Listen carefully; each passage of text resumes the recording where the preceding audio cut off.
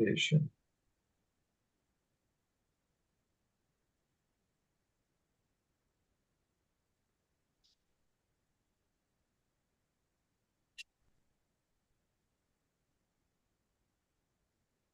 So good morning, everyone. It's a great pleasure to proceed with our last day of our 8th International Colloquium on Bioethics, Neuroethics, and AI Ethics. And for this last morning panel, we have 3 Zoom talks. First one by Zhao from Colloquium University, entitled, "What is the Moral Turing Test?"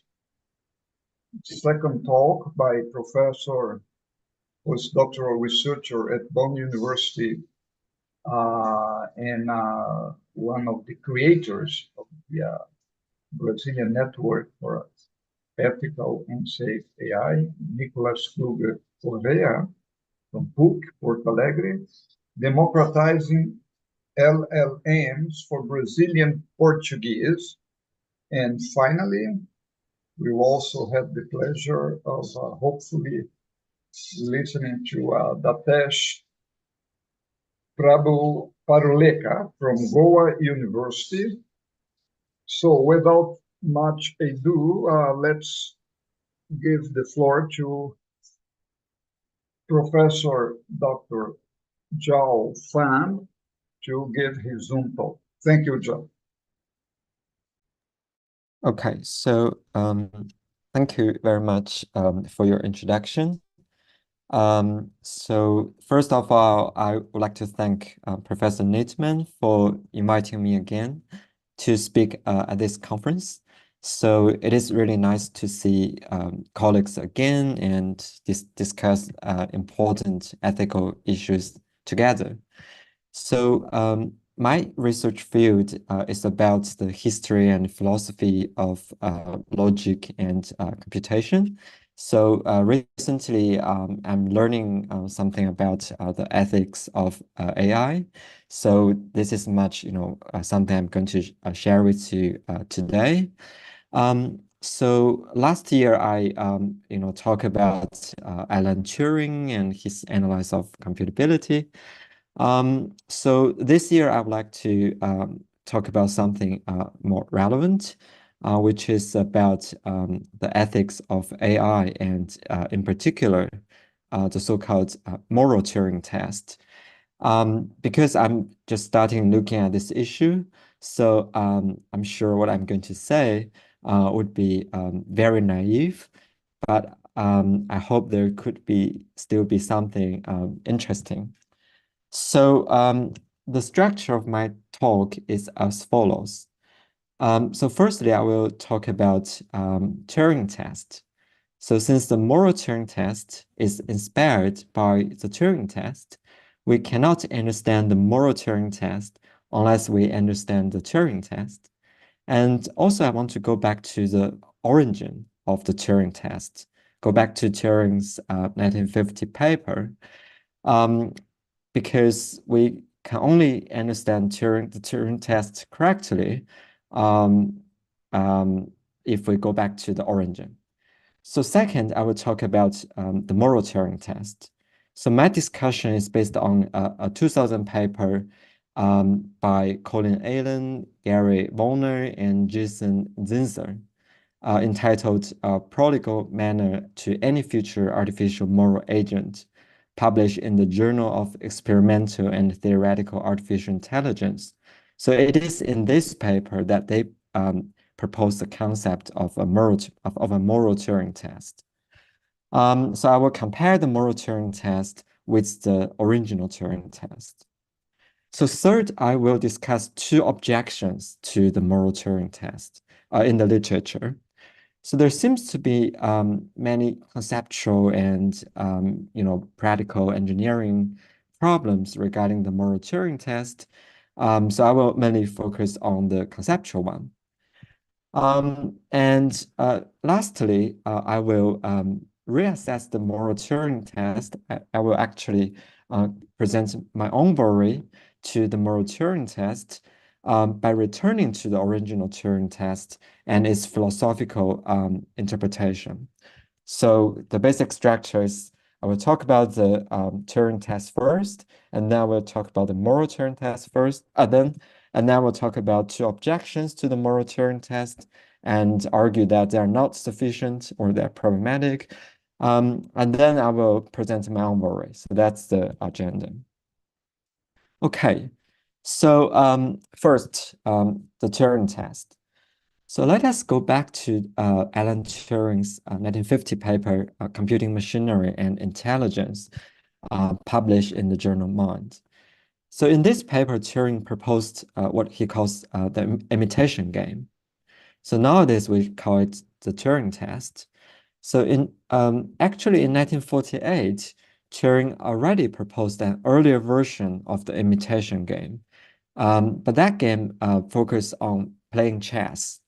But in this talk, I will solely discuss Turing's 1950 version of the imitation game because it is fully developed. So at the beginning of Turing's 1950 paper, Turing asked the questions, can machines think? So instead of answering this question directly, Turing pointed out a difficulty in answering this question. That is, if you want to answer this question, then you need to have a definition of the word machine and also of the word think. Nevertheless, it is very difficult to provide such definitions. So instead, Turing suggested another well-defined question to replace the original question, can machines think? So in order to motivate the new question, Turing proposed the imitation game. So Turing's 1950 version of the imitation game indeed consists of two games. So the first is a man-woman imitation game, and the second is a human-machine imitation game.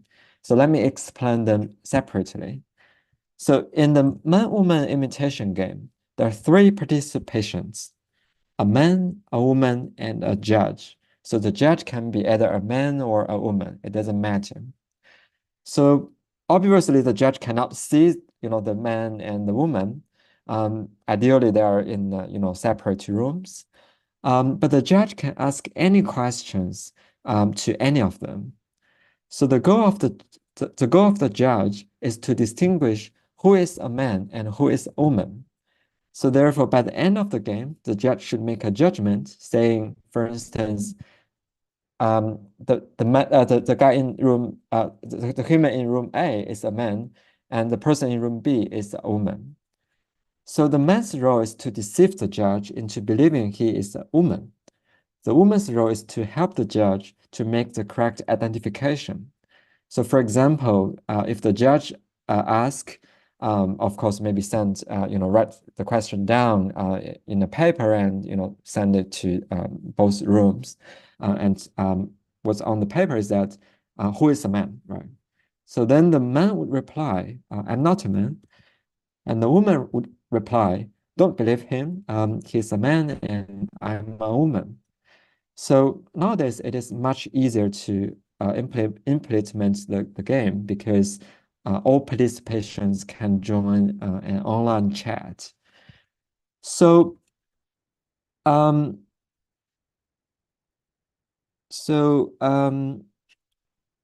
after explaining these two imitation games, Turing, so after introducing the man-woman imitation game, Turing introduces the human-machine imitation game. So in this game, a machine plays the role of the man in the man-woman imitation game. So either a man or a woman plays the role of the woman in the man-woman imitation game. The goal of the judge is still to distinguish who is a human and who is a machine.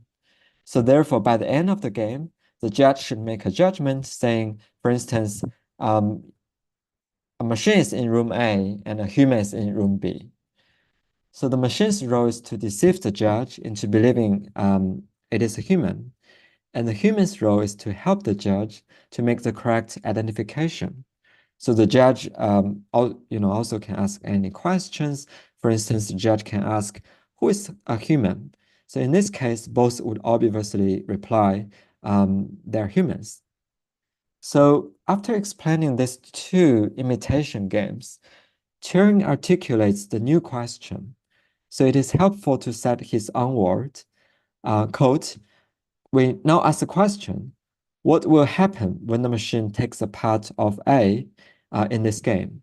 Will the interrogator decide wrongly as often when the game is played like this as he does when the game is played between a man and a woman? These questions replace our original can machines think, unquote. So the basic idea is that if the judge makes no more wrong identification of the machine in the machine-human imitation game than in the man-woman imitation game, then we can say that the machine in question thinks. So this is Turing's idea of the imitation game or the Turing test. There are, of course, different formulations of the Turing test in the literature or even in the social media. So, for instance, some formulation just eliminates the man-woman imitation game. So it's just a human-machine imitation game. But even for the human-machine imitation game, some formulations take it as a two-player game. So it's just a judge and another patient could be either a human or a machine. Whereas in Turing's original proposal, it's like a three-player game. So there's a judge and there's a human and there's a machine. So those differences, indeed, I think does matter. And I will return to this point later. Okay, so that's the Turing test or Turing's original proposal of his imitation game. So now let me move on to the moral Turing test. So the motivation of the moral Turing test is actually very similar to the original Turing test. So here the question is, can machines be moral agents? So we have similar challenges concerning definitions of machine and morality. So to overcome those difficulties, in 2000, Colin Allen, Gary Warner, and Jason Zisser proposed the moral Turing test. So here, it may be helpful to set their words. So, quote, a moral Turing test might simply be proposed to bypass disagreements about ethical standards by restricting the standard Turing test to conversations about morality. If human interrogators cannot identify the machine at above chance accuracy, then the machine is, on this criteria, a moral agent, unquote.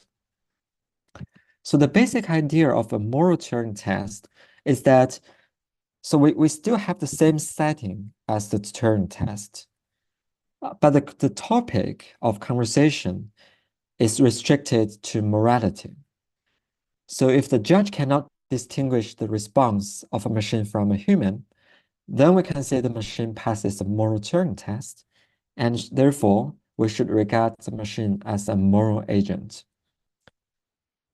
So Allen, Werner, and Zisser immediately realized or contend that their version of the moral Turing test just described above focuses too much on, quote, articulate moral judgments, unquote.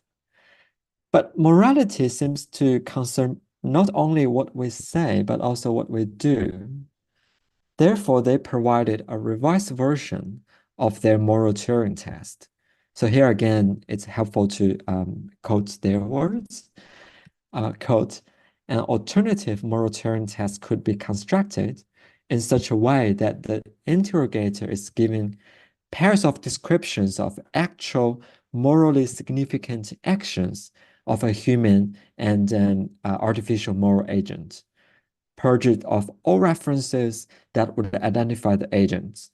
If the interrogator correctly identifies the machine at a level above chance, then the machine has failed the test, unquote. So in this revised version of the moral Turing test, so the topic is for the restricted or focusing to descriptions of the actual situation. So more specifically, it focuses on descriptions of what action an agent would take in a specific situation. So again, if the judge cannot distinguish the response from a machine and a human, then the machine passes the test. Okay, so that's the basic idea of their moral Turing test. So now, I think it would be helpful, before discussing objections to the moral Turing test, it will be helpful to pause a little bit to compare the moral Turing test and the Turing test. So although I agree that the moral Turing test and the standard Turing test or the original Turing test are similar in motivation, it should be noted that the moral Turing test deviates from the original Turing test or the imitation game in some very important aspects. So more importantly, it seems to me that the moral Turing test has to drop the man-woman imitation game because it does not really make sense to have a man-woman moral imitation game. For example, so what should the man do in a man-woman moral imitation game? Because they're both, candidates of moral agents. So, however, by doing so, it seems that the moral Turing test loses some insights from the original Turing test. So firstly, as some scholars like Jack Copeland and Dan Proudfoot have already pointed out, so the man-woman imitation game serves as a parameter of when we can say a machine passes the test. So recall Turing's original question, quote, "What will happen when the machine takes its part of A in this game? Will the interrogator decide wrongly as often when the game is played like this as he does when the game is played between a man and a woman?" So these questions replace our original "Can machines think?" unquote. So the man-woman imitation game serves as a good standard for evaluating the judge's performance.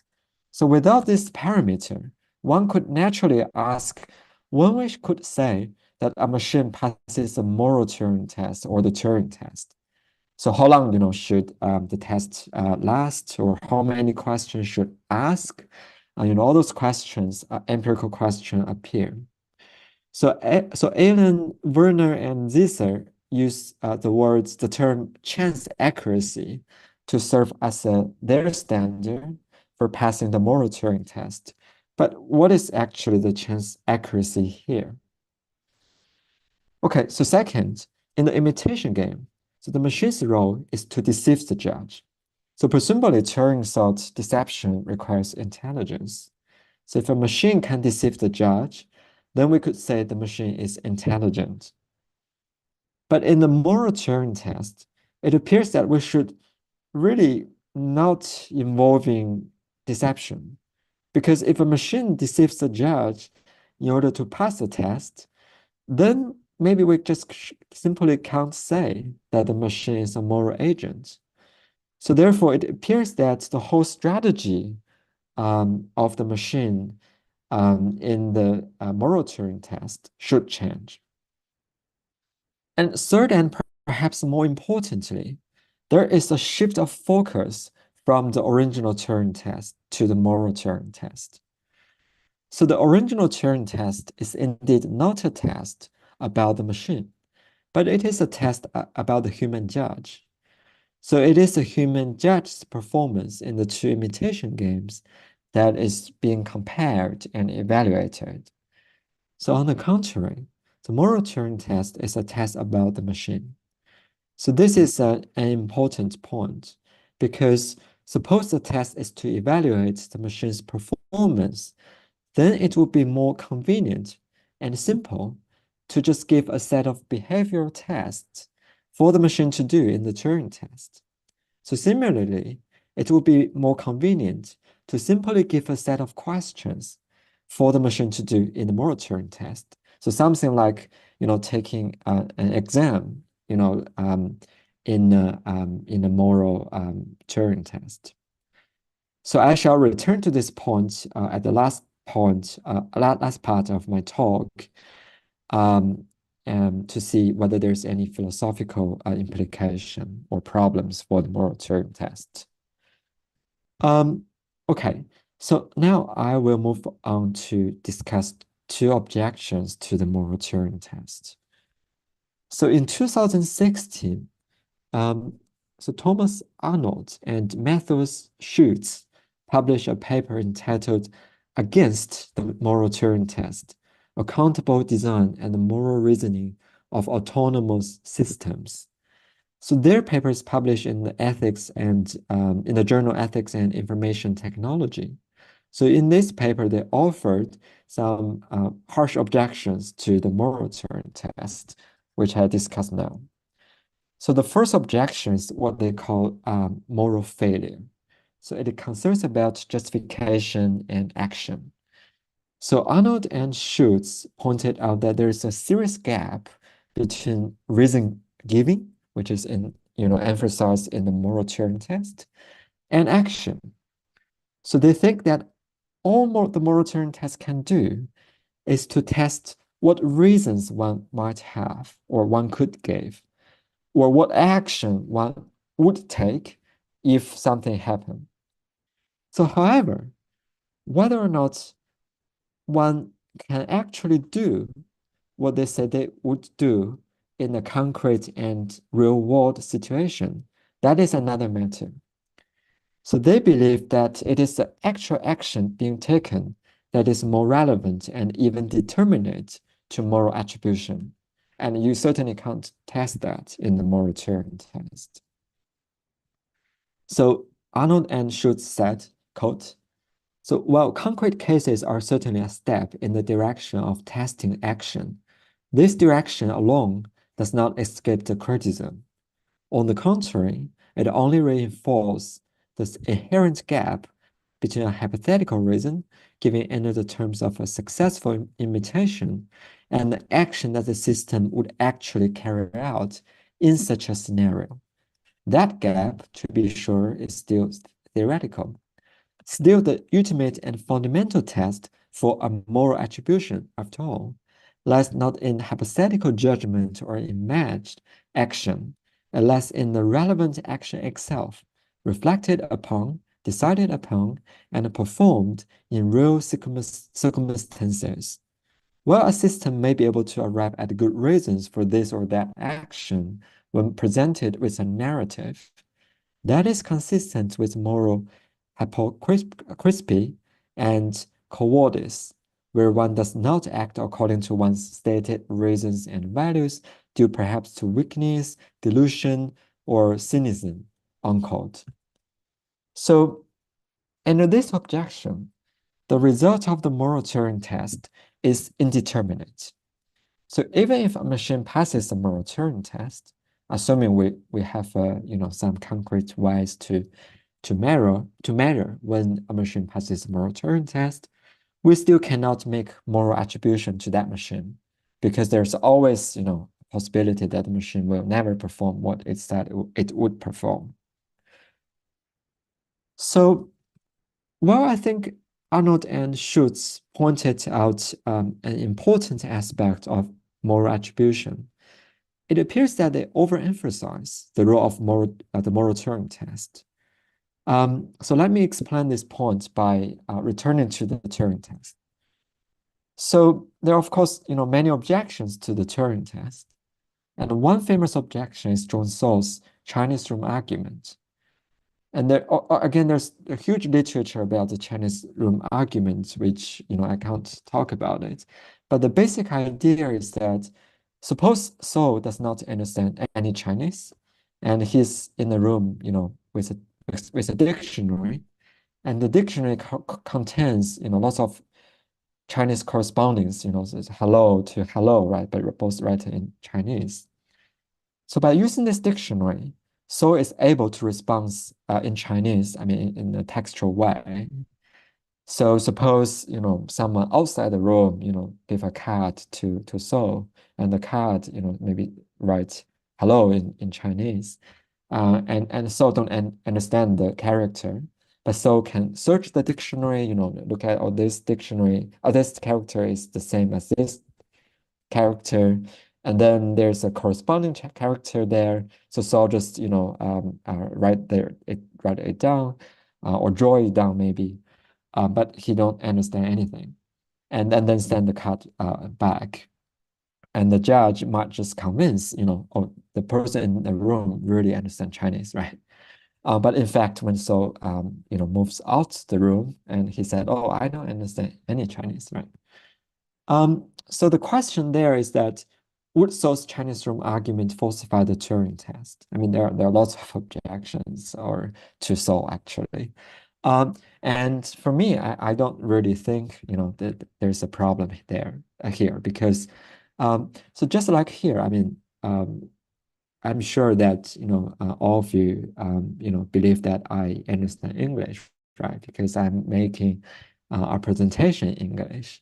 But nobody really, examined whether I, might be just playing some, recording by others, and I make my mouse, move consistent with that recording, right? So, but you do believe that I understand English, right? So, but of course, if there are further evidence reveal that, I'm indeed playing some recording here, then you might question, whether I really understand English or not. But to make an attribution about intelligence or, understanding a language, so we don't really need to rule out all those hypothetical scenarios. So it is really a, dynamic process. So rather than using the test as a final determinate judgment. So therefore, the Turing test is more like a preliminary test. It is, it could be wrong, and the result can be changed if we have further information.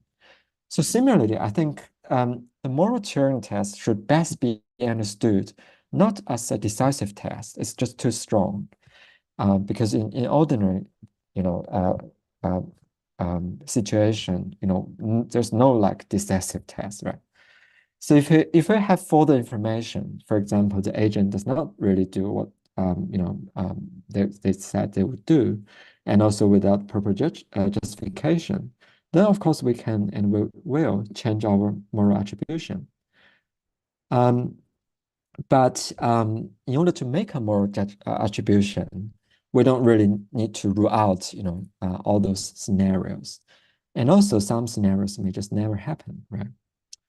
So therefore, if we understand the moral Turing test as a first step towards a fuller evaluation of the morality of an agent, then I don't really think that there's, the gap between justification and action matters too much here. Okay, so that is the first objection. So the second objection they raise is what they called moral fits. So this is the idea is that, the machine is just much better than humans when analyzing complex situations, right? So according to Arnold and Schultz quote, so the perspective of moral superiority from an autonomous system only reinforces the criticism we have leveled so far, calling into further question the moral claims of moral Turing test, its resistance of imitation, and its distance from genius action. If a responding machine could be more moral than human beings in a certain context, it indicates from the start the parameters of a moral Turing test. What moral attribution would be earned by a system that failed to present the action it took to be the best? Why would passing the test take moral priority over actually arriving upon the utmost moral response to a challenge? On the issue of imitation, if a reason given by a robot for action were seen as insightful and a moral step forward, it is not clear why that should be attributed to moral reasoning rather than seen as an attempt to awe and impress the test subject to whom the machine is responding? What would make the wise response a moral one rather than just a compelling one, in as much as it reflects an attribute of the respondent, unquote. So again, really we have a similar situation or objection in the Turing test. It's because an easy way to identify the machine in the Turing test is just to ask, very complex questions. For example, large number calculation or multiplication, right?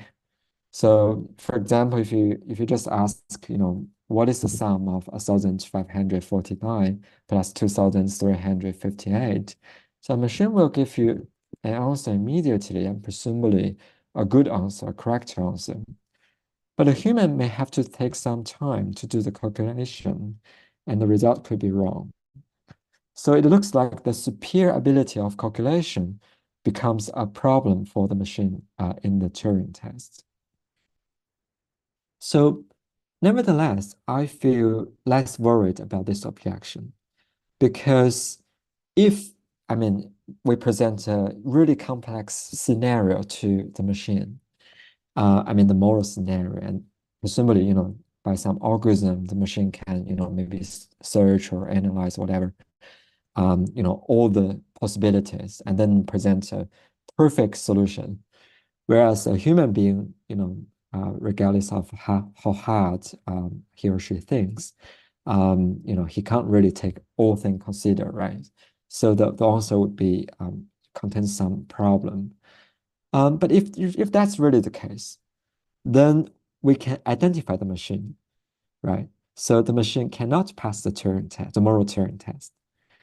So even though passing the Turing tests means we can provisionally say a machine is intelligent, so failing the Turing test does not mean the machine is not intelligent.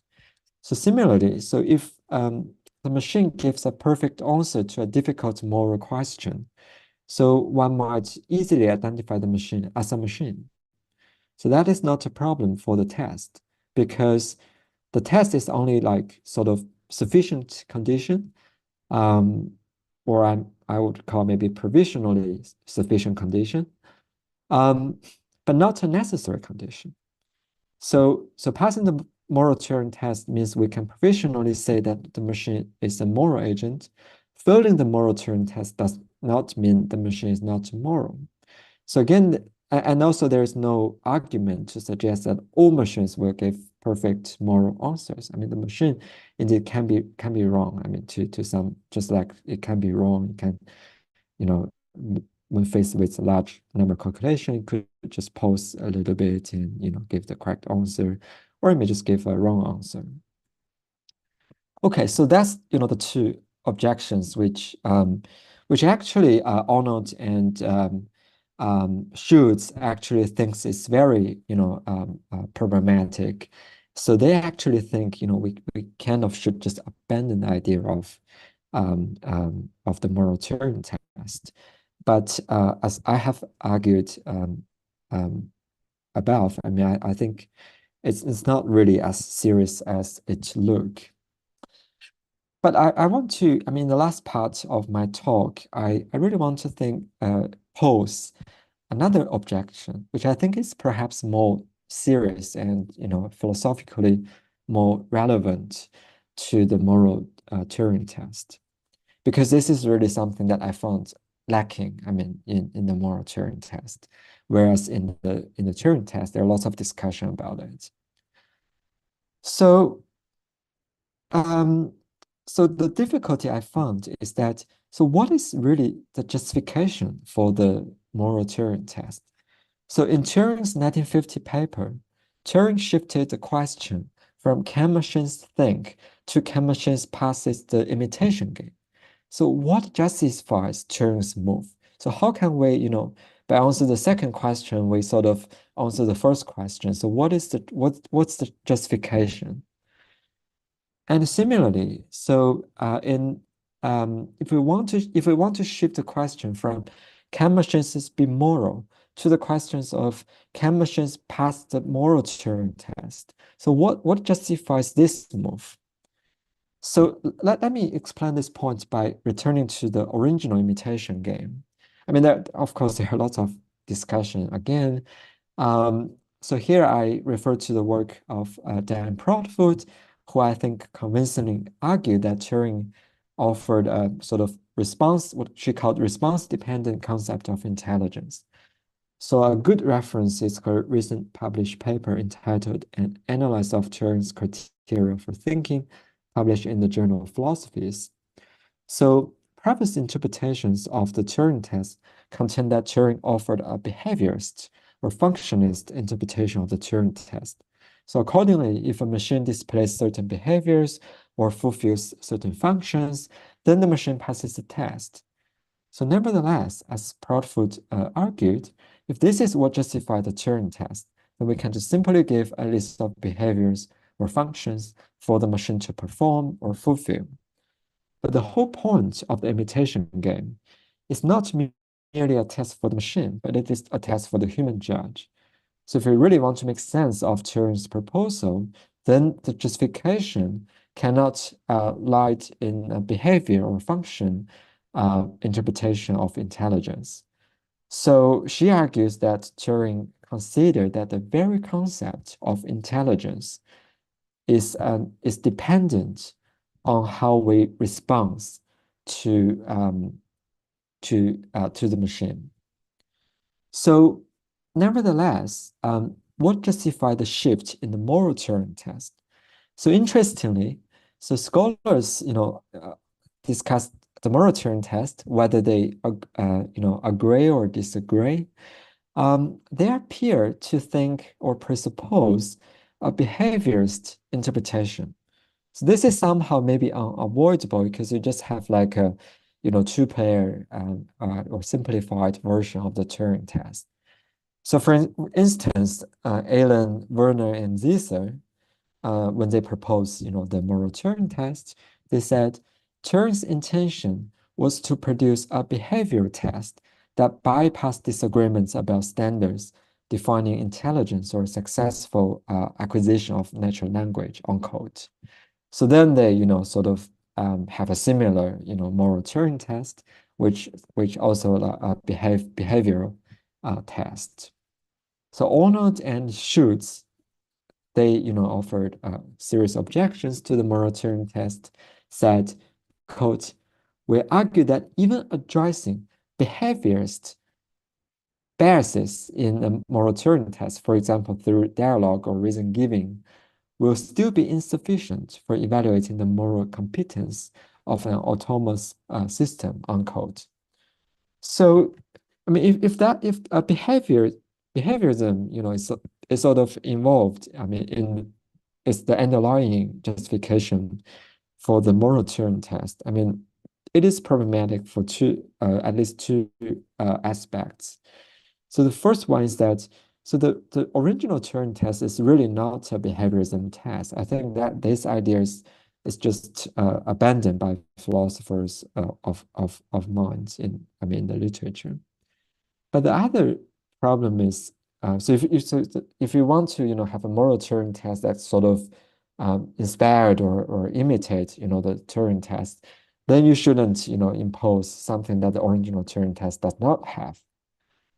And the second problem is that behaviorism, in philosophy is really problematic. I mean, there are a lot of objections like, what's the relationship between behavior and intention?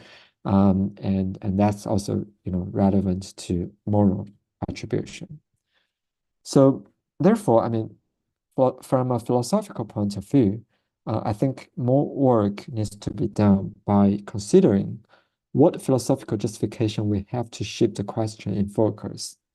So you cannot just be saying, oh, we want to avoid disagreements, because if there's no proper or strong philosophical justification for shifting the question, then disagreement will reoccur regarding the moral Turing test.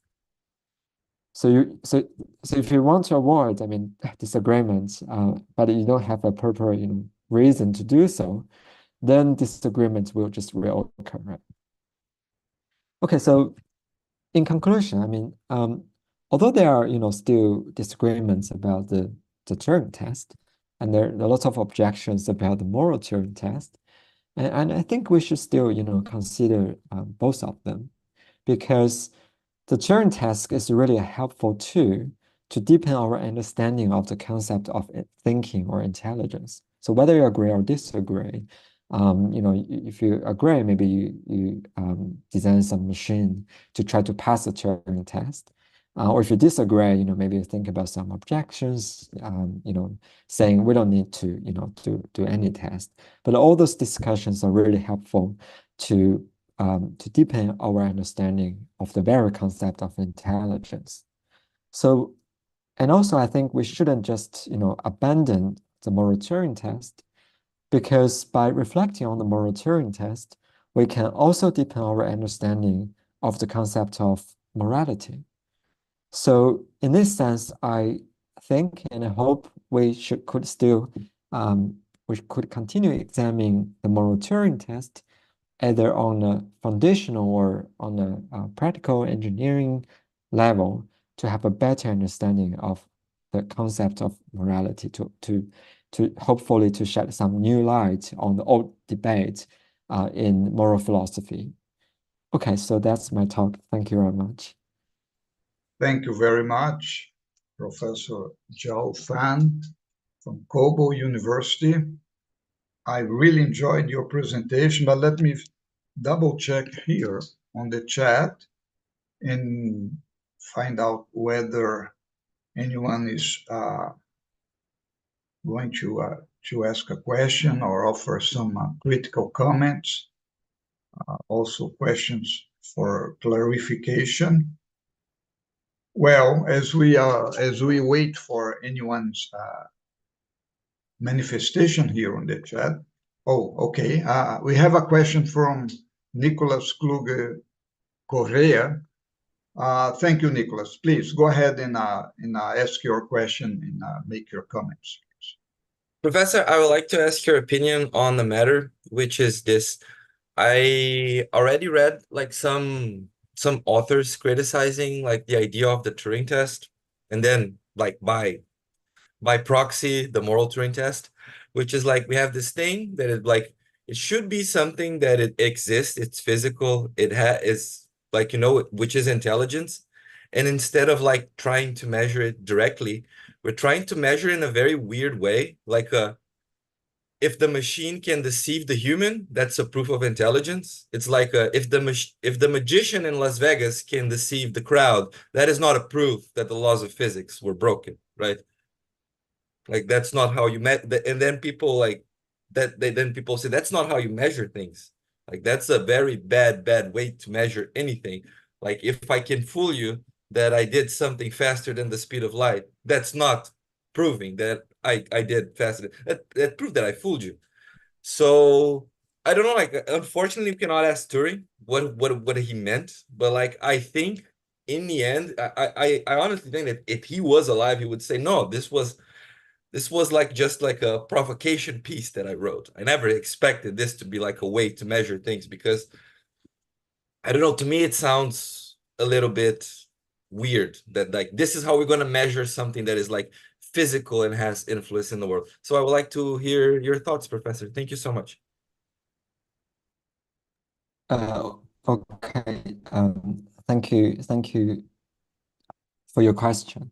Yeah, I mean, yeah, I think as I mentioned, I mean, so if you look at I mean the Turing test or the imitation game as a test for the machine, I mean then that looks a little bit weird, and also it would be better. I mean, if we, for example, if we understand the underlying mechanism of intelligence, I mean, if we really can, I mean, by maybe neuroscientists or some other people, then we can maybe mirror the design of the machine, or try to. So if the machine really built in that way, then the machine is intelligent. So then the Turing test might be look as some sort of like a verification, right? So So if you like have a program, robot, you do everything right, but now you need to have another way to say if whether the machine or robot can really do what it programmed to be it programmed to do, right?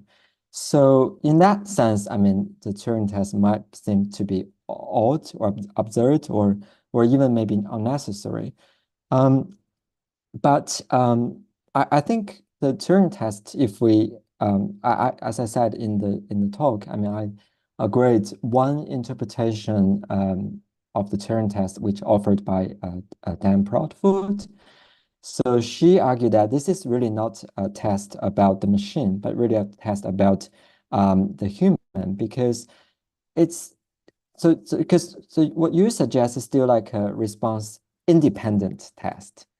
So if we have the correct design of the machine, then that's all we need. So it's response independent. But the Turing test is somehow response dependent, right? It really depends on how the human judge his or her performance. So so in that case, I mean, it looks like Turing here is offering some he's talking about the concept of intelligence in a sort of different way. So if you look at it in a sort of naturalist way, I mean, then I mean you look at this test as something kind of problematic. But I think Turing is offering some different conception of intelligence, which is really not a naturalist concept. Although I mean there's still some people attribute Turing as a naturalist there, but if you really look at the original Turing test, it's really not a response independent test. So the response the response rather than the observation of the machine, the response to the machine is really essential, perhaps. So my answer, simply put, it would be so maybe I mean Turing has a different conception of intelligence than a scientist. I mean, even though Turing himself is a scientist or logician, mathematician, but he may talk about something different here, I guess. Thank you very much. I'd like to ask a question regarding the possible use of deontic logic in this kind of a research.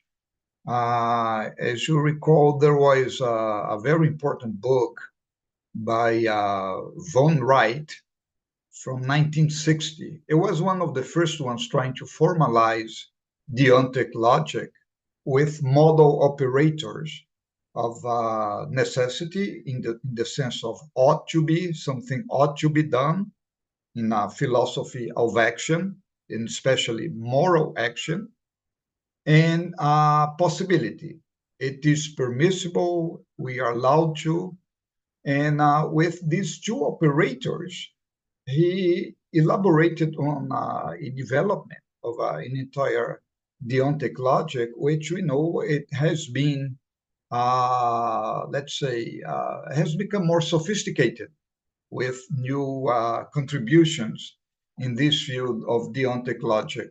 So I was just wondering, what would you say about deontic logic being used precisely to help in this interesting attempt to come up with a normative approach to the Turing test? Thank you. Okay, so thank you, Professor Nythamar, for the question. So yeah, I mean, so actually, when if you look at Alan Wiener and Zinsser's paper, in 2000 paper. So they discuss so maybe I can put the paper title there. So if anyone wants to check in the Zoom chat, okay. So actually in their paper, when they, propose, so after they propose the moral Turing test, so they actually, talk about some more specific, way of design a machine to pass the test. So, and one approach they talk about is, use the denotic logic that you mentioned. So, I mean, I personally, not, know much about this sort of, kind of model logic, but I think it's very helpful in a way that in the process of design, the machine to pass the test. So you probably have to think about, what kind of moral principles that you want to you want to use there. So I think that is on the sort of theoretical, but it consists more about how to design the machine. Whereas the moral Turing test is sort of like it's open to sort of all approaches. It's there could be other approaches, and we don't really care about what approaches is. But whatever approach you have, when you have the machine and then you put it in the test, and then after a series, some sections of correspondence, then maybe you can reflect that there's something insightful, or there's something can be improved, or something problematic about the design. So in this sense, I think the moral Turing test is sort of like not really tied to any specific approach, but it's a good way to see if there's any aspect of the approach that we took could be improved, or wrong-hided or something like that. So I'm sorry, I don't know too much about model logic, so I couldn't talk talk too specifically, but I think we don't that's of course for people who is specialized on that kind of logic and want to build a machine that be a moral agent. But the moral Turing test is more general. It's opens to all possible approaches, and maybe by using the moral Turing test, we can know which approach is better in which aspect, and which is better maybe in some other aspect, and so on and so on. So that's my answer. Thank you. Well, thank you very much. That's very, very insightful. And please, anyone else?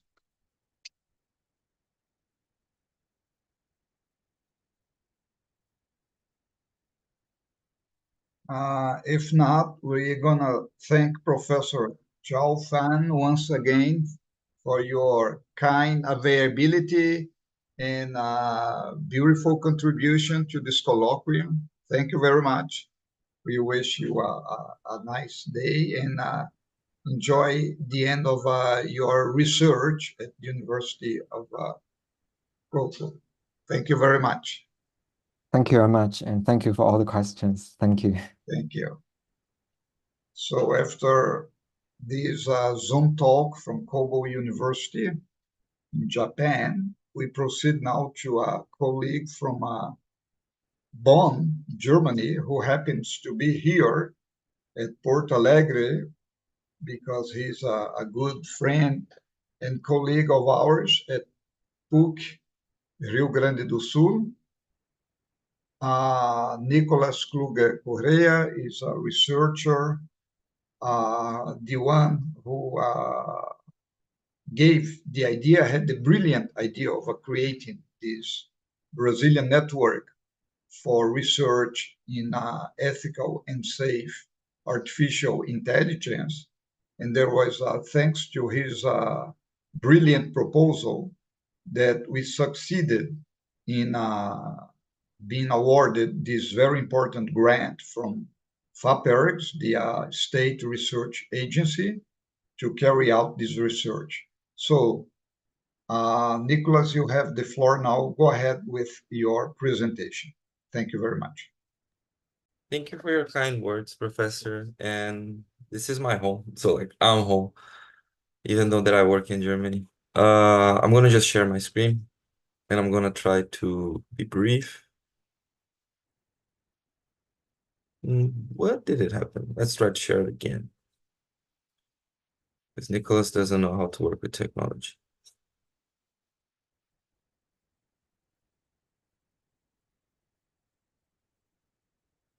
Okay. Yeah. Let me see one thing.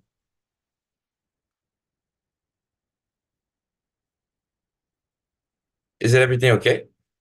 I see. Excellent. Okay.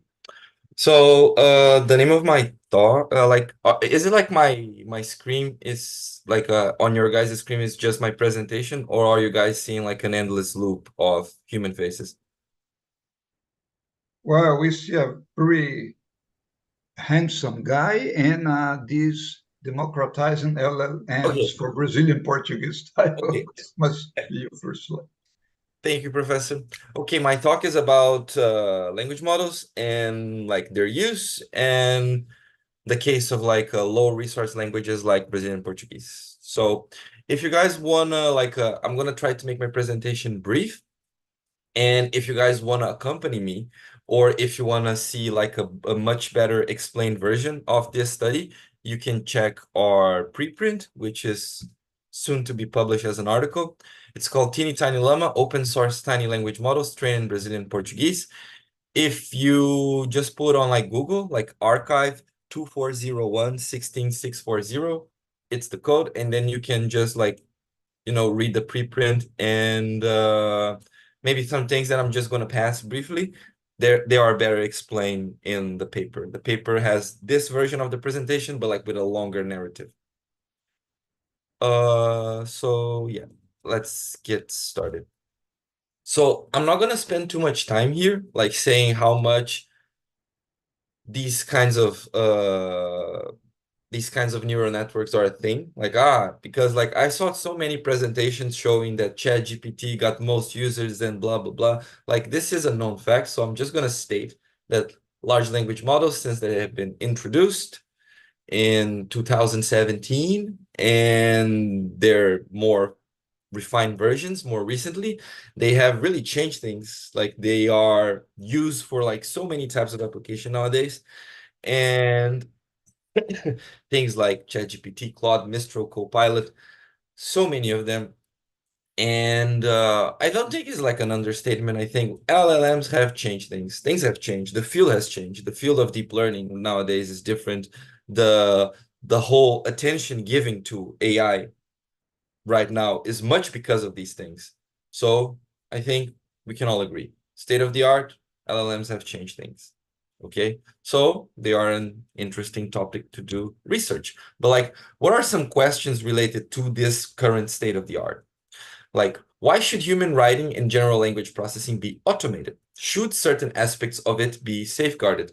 It's very interesting that nowadays we are automating things that a couple of years ago, if you would ask like a machine learning engineer or an AI researcher, like what are the jobs that are going to be automated in the future? And people would say like, I don't know, the boring things. I don't know, the things like very low level clerical work or anything that can be. And nowadays is the difference. Nowadays we're automating like creative writing, we are automating the arts, we are automating many things that like 5 years ago people would say no, those are the things that are safeguarded, the humanities. But if you see nowadays with like writer strikes on the US, artists complaining about their rights and the use of AI generated art, the complete opposite happened. So I think this is useful to show that like predicting what is going to be easy to automate with AI is very difficult. Is extremely difficult.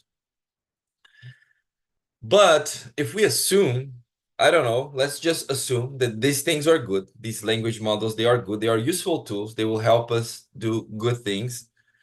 It would be nice to guarantee that their use and their access is enjoyed by all. So you can think about this some kind of a form of fairness.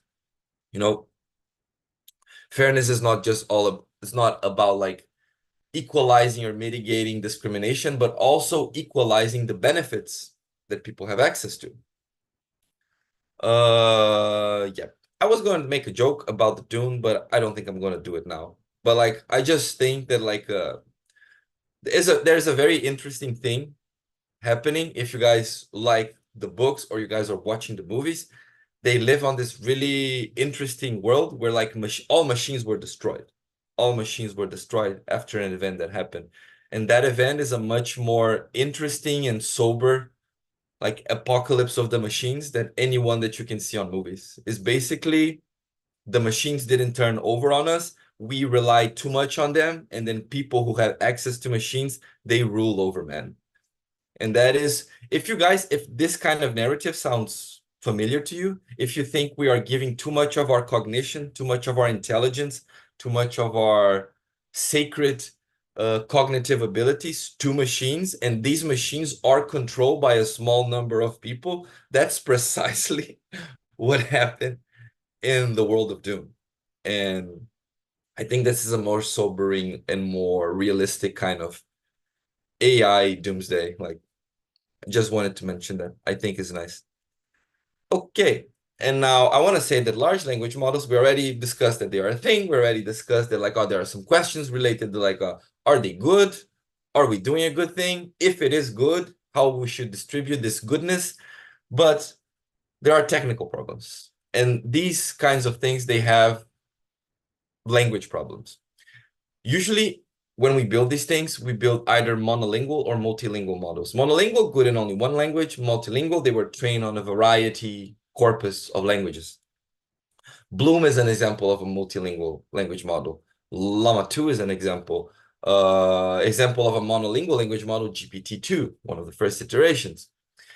And usually now, much of what is done when you're working with a low resource language is any English that it doesn't have 1 trillion tokens on the internet, like any non-English language, any non-Chinese language, because some languages like English, Chinese, which have like some of the biggest models, are language that they have trillions and trillions and trillions of tokens of words, of documents, of text that they can use to train these things. And these things are very data hungry. They need this. But if you speak a language like French or German or Portuguese, which is my case, LLMs are out of reach to you because you just don't have enough data to train them.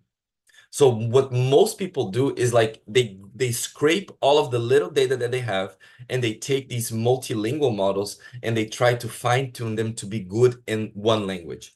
But this presents a myriad of problems. You're basically taking something, trying to lobotomize it to be good in only one thing. And then we ask, why is it not working? Why am I having safety problems? Why the thing keeps, I don't know, acting weird? One of the reasons that I would like to give is tokenization. Tokenization is a very important part of language modeling. And I don't want to get into this, but like there is a very smart guy, maybe many of you know, his name is Andrew Karpathy. And Andrew Karpathy, he has like a YouTube video that he released, I think 1 month ago, about tokenization. And on that video, he's going to explain for you guys on very simple terms for 1 hour and a half, what is tokenization and what are the problems that we have with tokenization and why tokenization is something so cursed. And everyone who works with NLP maybe would like to get rid of it. But the basic idea is that like when you have a language model, like let's say Llama 2, that has an entire tokenized based on the English language, and you try to repurpose that to something like Portuguese, you're going to have a lot of problems because the model doesn't have Portuguese tokens. And when it doesn't have Portuguese tokens, it doesn't have Portuguese embeddings. And when those Portuguese embeddings doesn't have, then you have a poorly functional lobotomized language model. Please watch the video. Andrew Karpathy is a very cool guy and he does a lot of open source work and his work is really good. Now about question about these problems about large language models. How can technology with many foundational problems be deployed on a large scale for high-stake applications? In Brazil, there are many cases because of this hype around generative AI and language models and like diffusion models and text-to-image models, that they are being used about like anything that you can put AI, people are putting AI. And they are putting these kinds of systems, even though that they have these big foundational problems. Like there are no Portuguese language models. What we have is models that like they fail to operate in a reliable way in many languages, which are not English. So why people are using them? How can people take an English model, do some very shallow fine-tuning, and then use them to classify or aid prosecutors to do governance in a state building? This is a very problematic thing. And like, how does also this all hype surrounding large language models hurts the field of AI research? Because to a certain extent, it also hurts the field, because it creates this abundance of like AI experts, you know, because someone learned how to prompt ChatGPT and now they are an AI expert, and now they can say what the AI field should do. And also all of this hype around this kind of very narrow application, this very small slit area of AI research, obfuscates all of the other things that are important and they are not talked enough. And I don't know, I think there's a lot to say that like all of the hype around this kind of technology is hurting the field in many ways. And I would like to talk about some of these ways, okay? But I also like to talk about why I think language models are cool. For me, for my specific case, I think language models are like an unfinished technology, which is bound to aid humanity, is aiding right now, and in the future even more, because it will help mediate our interface with the digital world, where we can talk to our computers and we can, you know, have a more general interface. And because these models, they are very general types of entities, of actors, of agents, because while, I don't know, a very simple neural network that classifies images, it has a very narrow scope of action. So aligning or making sure that the intentions of a programmer are aligned with those actions and behaviors of a neural network-based model is very simple. There's not much difficulty in aligning these things. Sometimes you have to correct a little bit of things, but like it's not even a question of alignment. Alignment is a question when you have a general system that can like, it can write code, it can write poetry, it can summarize text, it can translate text, it can write your letters, it can do your homework.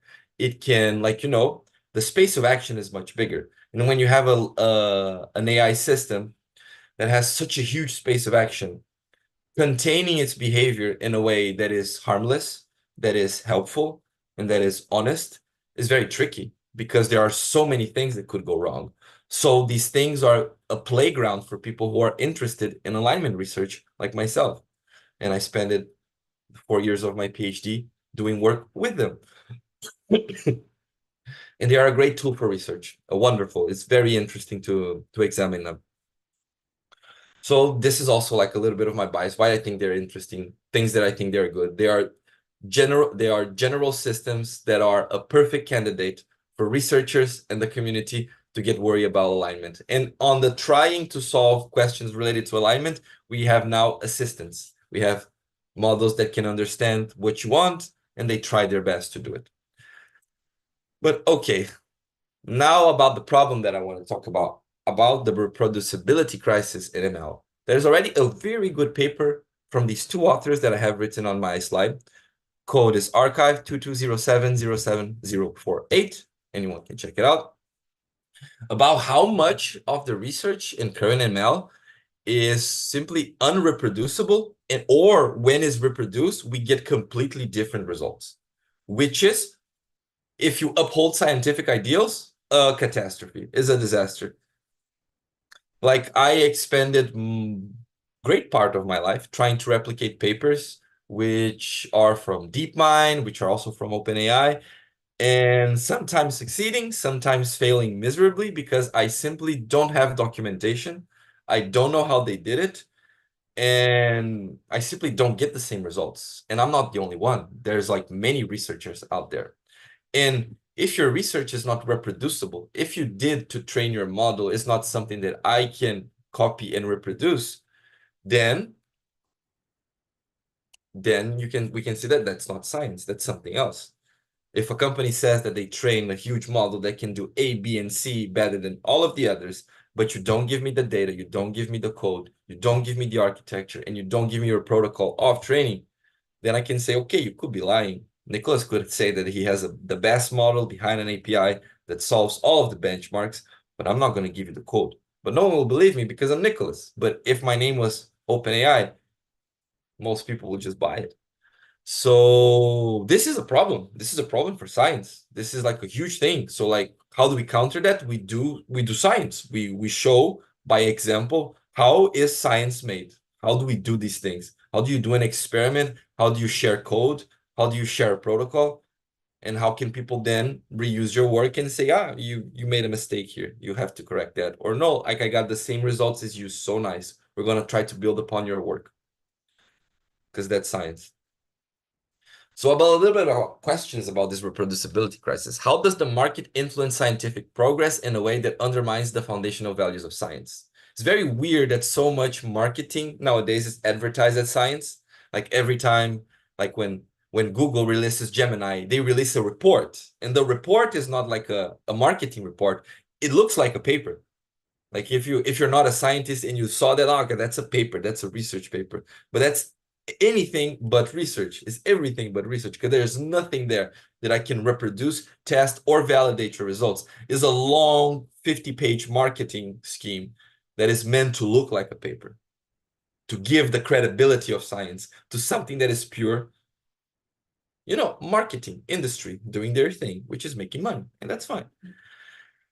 But is it fine when it's like corrupting the foundational values of science?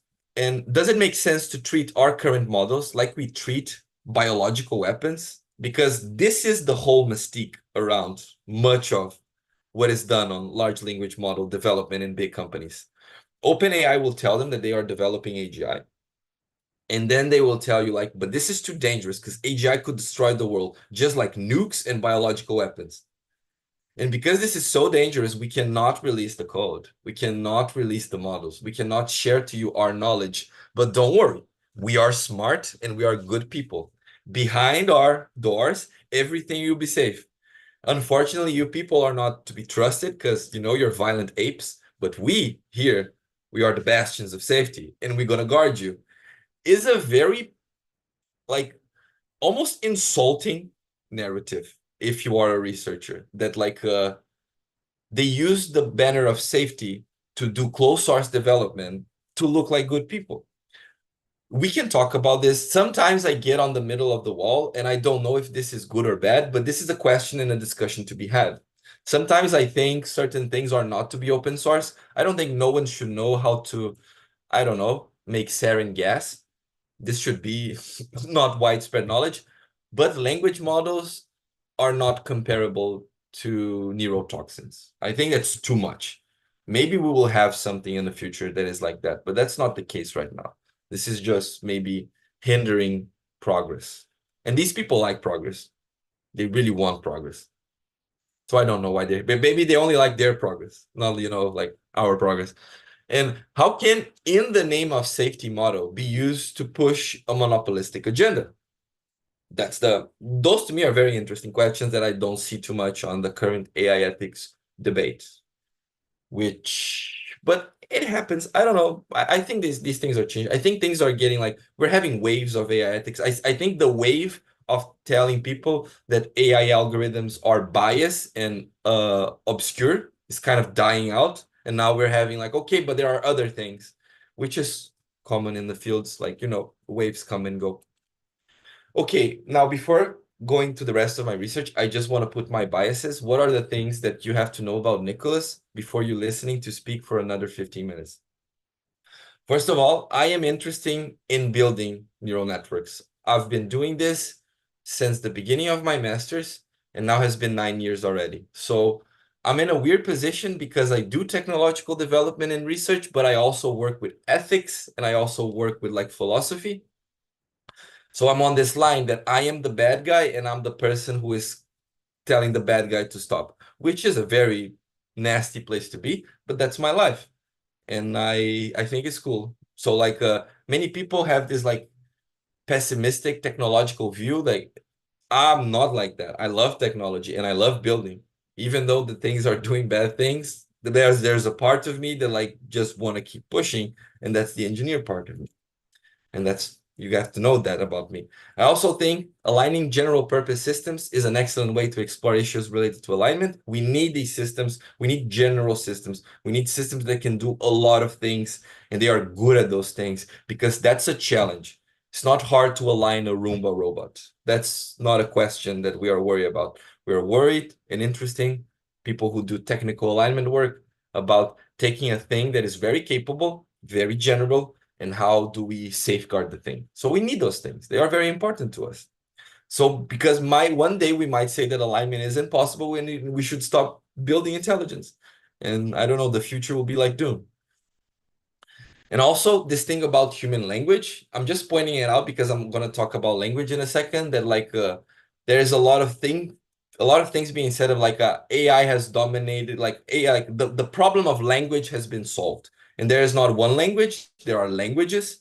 And like the problem of human languages is so far from being solved. There are so many languages in the world that they do not have language modeling at anywhere close to what a child can do. So that's the thing. It's my bias. I also think these foundational technologies like pre-trained LLMs should be available for as many languages as possible, because, as I said, there is no human language but human languages. And also, I think advances in this front, they should be accessible, reproducible, science. That's what I think it should happen. So that's why I did the study that I did, which is this teeny tiny llama paper. Now, a little bit about the state of the art of Brazilian Portuguese.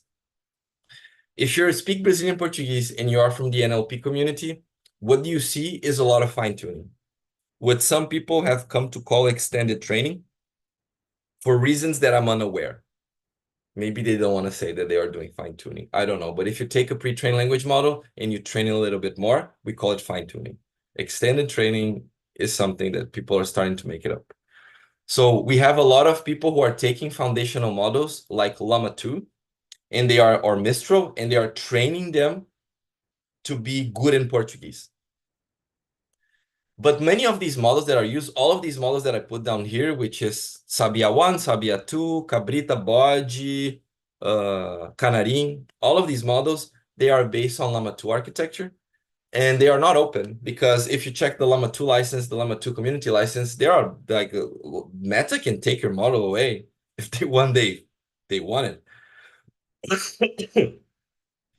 And so like there's a precise definition what an open license should be, and the Llama 2 community license is not open. And also because it's not truly open and there is a lot of things that you cannot do with the model. If you want like these models, they are bound by their size. You cannot change that thing. If you want to have a language model for a very, a very edge application like mobile or building apps, you're stuck with the Sabia 2, which is like 70 billion parameters, and you're gonna have to learn how to fit that in your application, or just call our API and pay for the tokens. So, and also there's almost no reproducible results. Like there's no data set, no code, no documentation. Like I think it's really bad.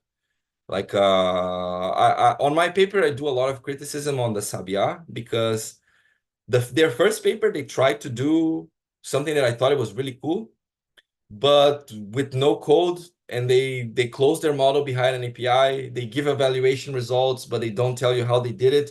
So like on my paper, you're going to see I cannot compare my model with none of these, because I don't know how they did their evaluation. I have no idea. So like I cannot do comparisons. But this has changed a couple of months back, and we did some comparisons.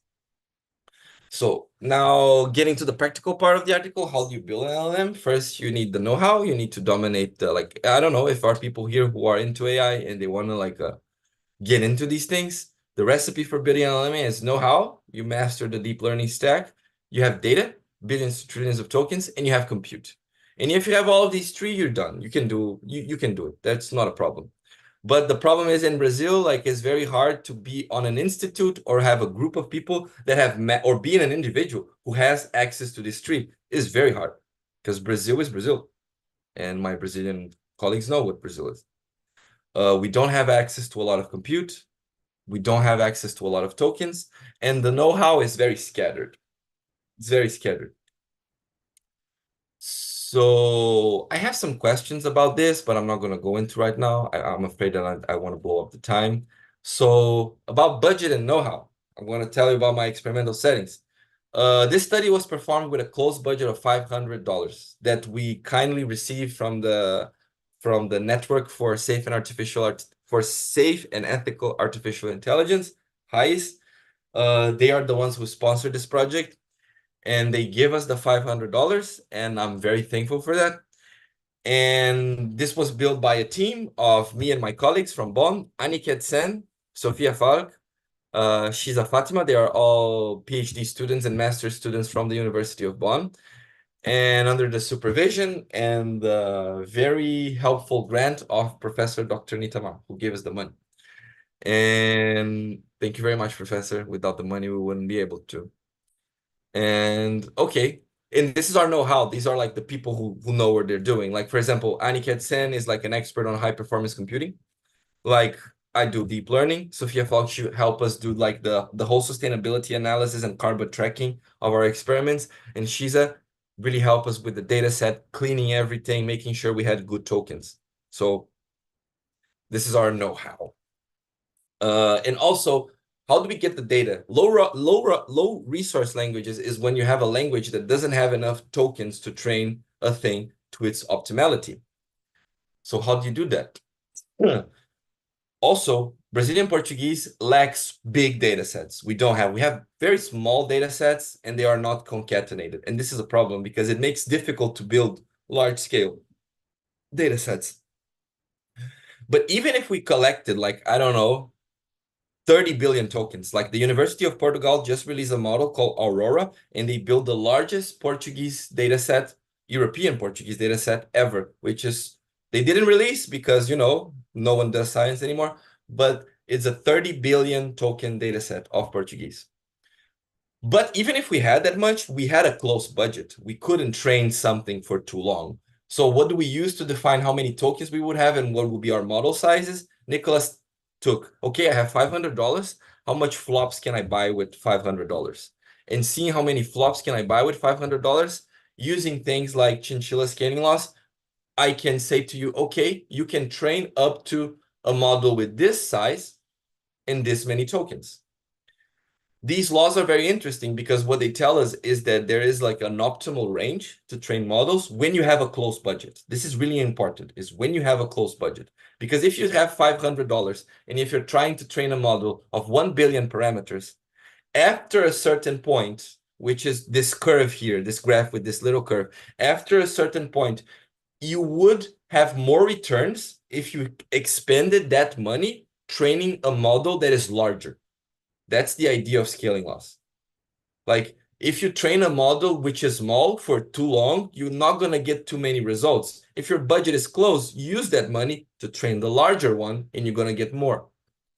So this points to us, this is like a linear regression problem, and the people who did this, which is like Google AI, they made this linear equation, which depends on a couple of tunable parameters that they learned via machine learning, but two parameters that we give, which is the number of the size of the model and the number of tokens we have, which is D. And if you solve this equation, you get something like 20 tokens per parameter is the optimal.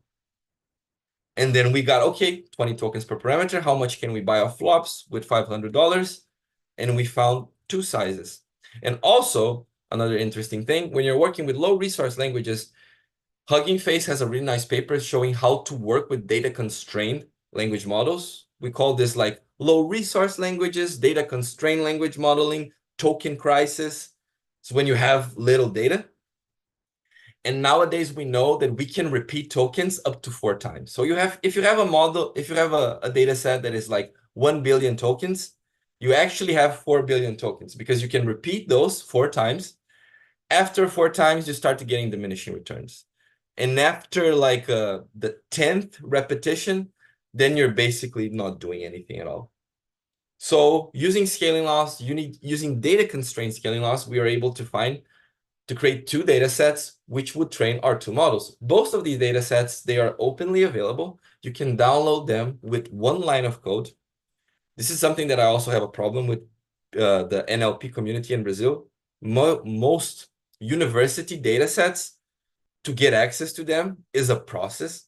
You have to know their shitty code implementation. You have to know how they did the thing, and you have to ask in a really bizarre way. Sometimes you have to sign things, and that is, I don't know. The Pile is a huge data set of English, is almost a terabyte of data, and it's just one line of code to download it. Then you understand why people who speak English, they can train those huge models. It's just like they have access and they do things the right way. So we did it this way. Like you can download our data sets with just one line of code, and all of them are an Apache 2.0 license. So they're truly open. You can do whatever you want with them. Also, in the beginning of my talk, I talk about tokenization. That tokenization is a problem when you have multilingual language models, and also is a problem when you have a monolingual language model that was fine-tuned to be something else. Basically, I can tell you this: if you have a model like Sabian or Lemma 2, and you're using this model to serve a service, you're charging by the token. Like someone makes a request via an API, make a question to your assistants generate 500 tokens, which becomes like the answer, and they charge you by the token. The efficiency of your model is bound by the efficiency of your tokenizer. If your tokenizer is inefficient, you have a very expensive product. And like, for example, like the tokenizer from the first version of Sabia is extremely inefficient because, of course, it's trying to construct Portuguese tokens with English syllables. It will never be able to, because our languages is different, because there's no human language. There are human languages. Our tokenizer, we were able to make a test on it. We were even able to beat BERT Chimbao, which was the first large language model for Portuguese ever built by the University of Campinas. But it was like a mask language modeling, is a BERT style. What we did, it was a little bit different. And we have the most efficient tokenizer for Portuguese. So our tokenizer is 66% more efficient than the one from the Llama 2. So you get a reduction in cost by 66%, which is non-trivial, I would say. Also, these scaling laws, they gave us two sizes of models, TTL, teeny tiny llama, 160 million, 460 million. Nicholas, why didn't you train a huge language model? I don't have a budget. We had to train something that was small. And also, I have a fondness for small things. If you check my GitHub, there's a lot of teeny tiny things there. And teeny tiny is the idea of like, for many applications, for many researchers, like I cannot do experiments with GPT-4 unless I'm using an API call to a server, because that thing is huge. There's no way that I can do anything on my remote closed server that I could. Most of my experiments and most researchers, we work with things that we can encapsulate and do some experiments. And it doesn't take my whole lifetime to run the experiment and doesn't cost me millions of dollars of GPU access. So, okay, let's make small things that everyone can use. Let's make small models that perform good. They're good models, but they can fit on a cell phone. They can be used on edge devices. They can be used on video games. So that's why we chose, that's the beauty of doing small things. Of course, if Nythamar would give me $1 million, I would have gone full way to like GP3, I don't know, I would train a 7 billion parameter model, but I would also train small things because I think they are important. Most of my research is with like models which are below 2 billion parameters, because this is what I can work with. It doesn't cost me a lot of money, and it's just easier to do. And like, if things don't work with smaller models, they won't work with big things. So like, start small. Unlike many papers, we documented all of our training runs. Every single possible tunable hyperparameter is documented in our paper. And we also try to tune them all to make run as fast as possible on the GPUs that we rented. All of this is available in our code base, which is also open source. I'm not going to explain these things because I think it's kind of daunting, but I just want to show that like, this is what you should see on a paper that talk about LLM training, right? Like, what is your setting of training? And big props to Aletheia AI, which does that. And like, how did I find out what were the best hyperparameters for these size of models? What is the learning rate? What is the weight decay? What is the, I don't know, like, what would be a good batch size? All of these things I got from two papers, which are the Pythia, the Pythia series, which is from Aletheia AI, which they do wonderful open source development. And like this, they give you everything. So I was able to learn, okay, what is a good learning rate for like a 500 million parameter model? And I don't know, just wanted to say Aletheia AI is an amazing nonprofit company. I really like their work. These are our results. As you can see, we train our models still the optimal chinchilla scale. The large one, we had a little bit of extra compute, so we passed it a little bit. And what I wanted to show you is that like our loss curves and our like perplexity curves, they were still falling. So our models are under-trained. We could have trained them for longer if we had the money. So which helps show like many people think scaling laws are about the optimal range. They're optimal range with a limited budget when you have a cap on your flops. If you don't have a cap on your flops, you should train as long as you can. But then it comes to questions of sustainability. Should we train as much as we can? That's an interesting question. And also is a fascinating, unexplained scientific phenomena to me that these language models, after a certain size, they don't saturate. Their loss curves keep going down. And this is very surprising and like amazing and a little bit scary because they should saturate. And the fact that they are not saturating is that something very weird is happening on these inside of these things. We did calculations on emissions, which is something that we wanted to do. A little bit of collaboration with the EWE and Bonn University via my colleague Sophia Falk. And we were able to measure for how much every increase in performance and perplexity costs in emissions. And because we wanted to make future studies to say like, okay, when too much, how much is enough? How much can we say, okay, if you pass this point, you're just dumping CO2 into the atmosphere and you're not getting anything more. If you see this table in the paper, you're gonna see that like our increases in performance after like the 3.2 billion parameter mark, they are marginal. They are very little. We are increasing performance very slowly, but we are dumping the same amount of CO2 into the atmosphere. And then you're gonna ask me, Nicholas, but these small marginal increments, do they improve performance? They do, and that's a problem. They really make a difference. There's like 1196 to 1177. That's a difference. That's a very important difference in perplexity. It like is a quantitative lift for the model, but it costs a lot of compute. And that's a discussion interesting to having like when should we stop the training run if we want to save the environment and not turn the world into a desert? We also did something like copying the work of like Aletheia AI. We did checkpoints. We saved checkpoints along the way. So like we have like for every 25,000 steps for the small model and every 50,000 steps for the big model, we have checkpoints. So people can do studies of like, okay, how does the learning curve of the model grows as the training happens? So like how the performance on a benchmark changes from step 50,000 to step 400,000. Which is like you see how the model is learning, how token ingestion is related to performance. These kinds of studies you can't do if you just train the model. You have to have checkpointings. You have to have slices of your experiment so people can use it, which is something that hasn't been done yet in Brazilian Portuguese. And in English too, there are only like 2 companies who did that, which is Aletheia AI and another one that I forgot the name. And on English benchmarks, our models are as good as models which are as big. Bloom was trained for much longer, and our model is like better than Bloom, which is something that I got really happy for. And also, our model in certain fine-tuning tasks is able to outperform BERT Chimbao, which is our first Brazilian large language model. And this is very surprising to me because usually BERT style models, they are better in all of these texts that we are measuring. If you want to do text classification, you don't use GPT style, you use BERT style. And the fact that our model, which is autoregressive, is able to perform as well as a bidirectional is, I don't know, is a good result.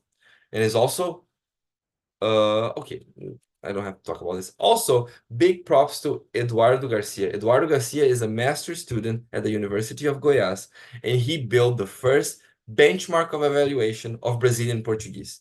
This benchmark was not available when we were writing our paper, but now it is. And we, of course, we tested our models.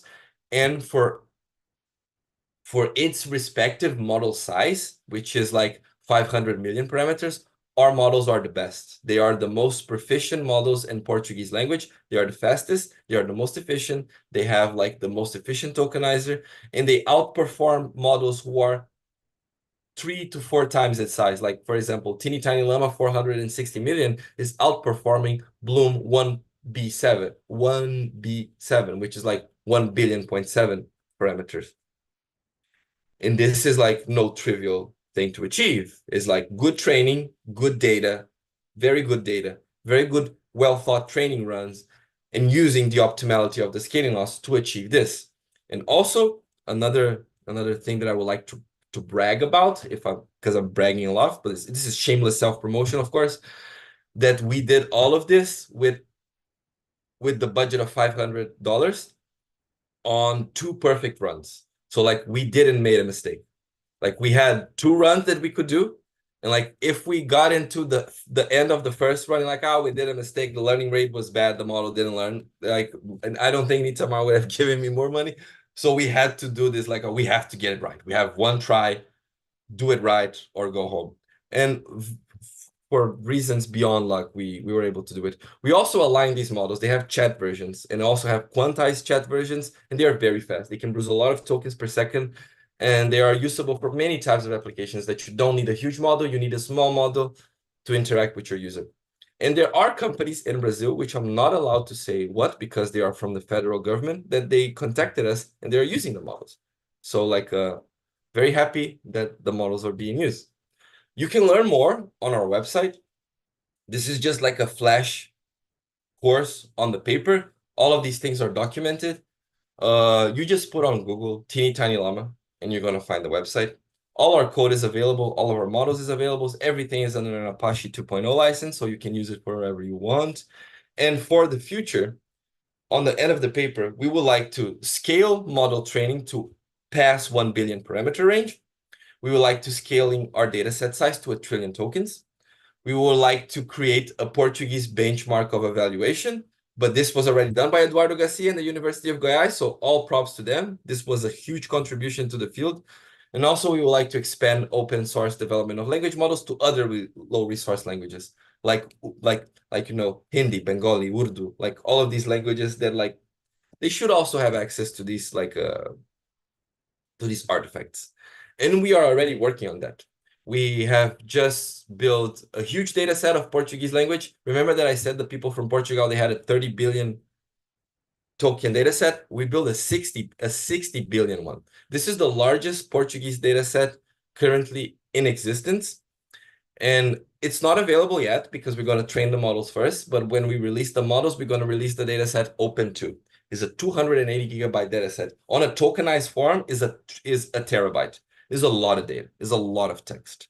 And with this, you can train big models. Because if you use data constraint laws, you can repeat 4 times, right? So this is actually 220 billion tokens. With 220 billion tokens, you can train very big boys. And this is good. Finally, we're going to be able to catch up with the English-speaking community. And also, now we don't have to bother my supervisor anymore for money, because in Bonn, we have now, since March, we have access to Marvin. Marvin is on the top 500 best high-performance computing centers in the world. We have a lot of nodes of very fast GPUs, and all of our training runs are going to happen there, and we don't have to pay, which is awesome. Actually, the first training run is happening now. There's a model, a new version, which we call Mula, and they're being trained right now. and the results are promising. And we hope to publish another paper with more open source language models, open source code, tutorials on how to do distributed training, data sets, and everything. Maybe by the middle of the year. That's our plan. And that was my talk. I'm sorry if I passed my time. I was not counting, but no one told me to shut up. So that is it. Thank you very much. Thank you, Nicholas, for this brilliant paper presentation. We've already talked a lot about this, yourself, William, and several of us who have been discussing several of these issues. I'm going to make, let's say, a broad question because I don't want to monopolize. And I was lucky to raise my hand just before William did.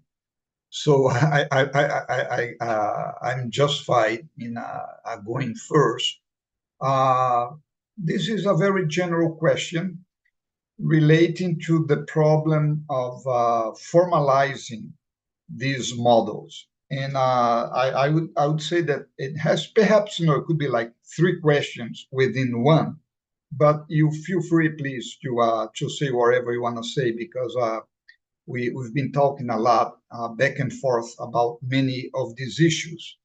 So overall, I would relate it to the question I raised to the first presentation on moral, trying to approach moral Turing test, which is the problem of deontic logic. Since you mentioned, it was a very good comment you made when you said that there are no single universal language, where we have our particular languages, right? And this is already relating to the philosophical problem, philosophy of language, opposing tokens to types. And of course, in tokenization, you have different problems. The most common that people understand in a very easy way is when you it's in terms of cybersecurity, right? When you gotta access an account, bank account, and you need a token. But in lexemes or in philosophy of language, you can see that this problem relates to the very problematic of not being able to come up with some universal language, as Leibniz tried to do in the 17th century with his Characteristica Universalis, Grammatica Universalis. There were many versions of it. And in fact, during his whole life, and he was one of the inventors, right, of infinitesimal calculus, but he was trying to use different resources in the philosophy of mathematics and logic.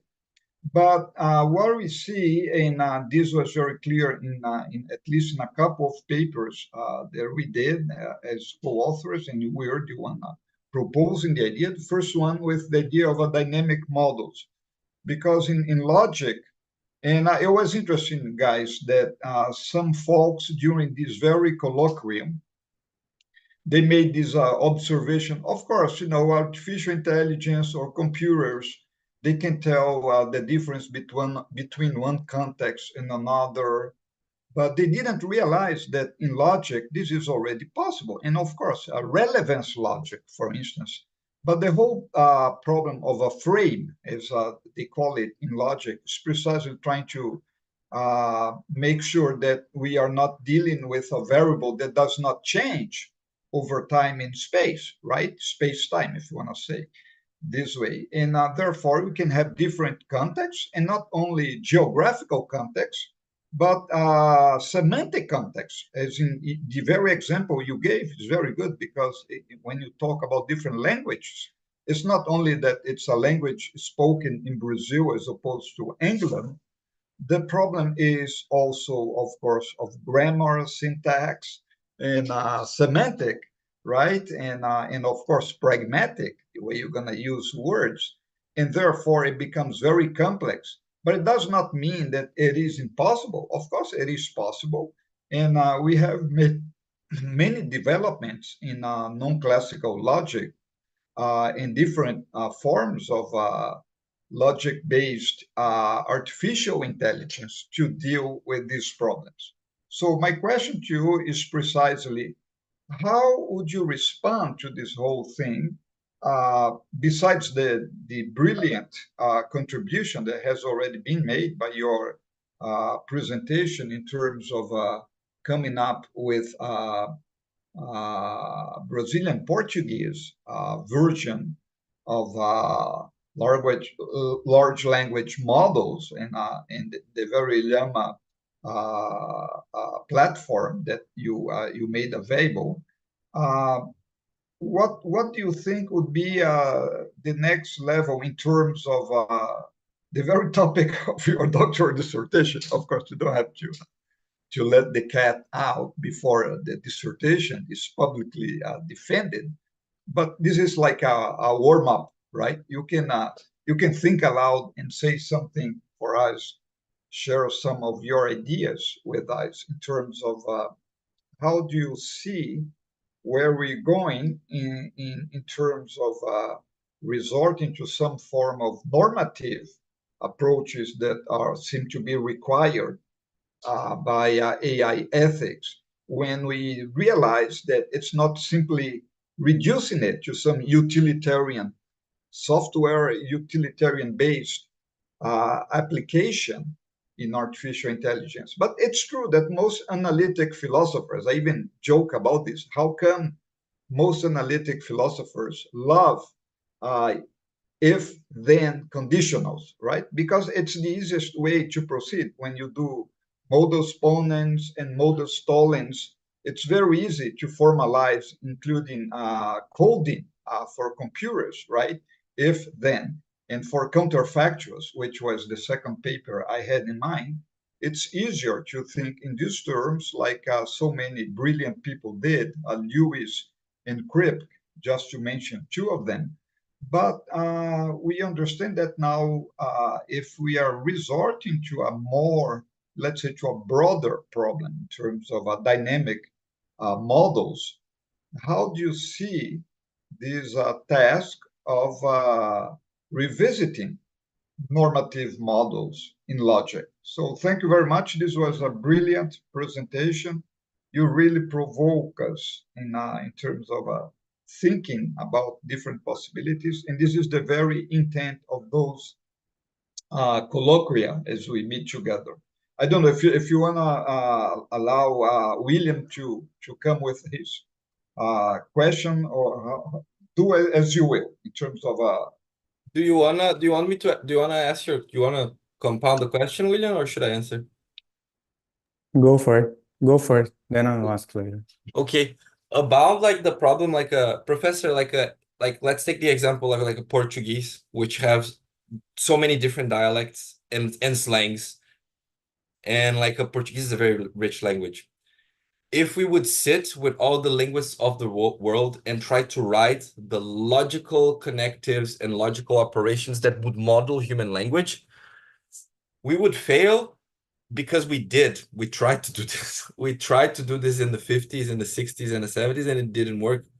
ELIZA didn't work. Many of those things didn't work. Because maybe those rules are too complicated, and we as a human being, we cannot think about them, you know, like we're not smart enough. I don't know. But what happens is that like what did we do?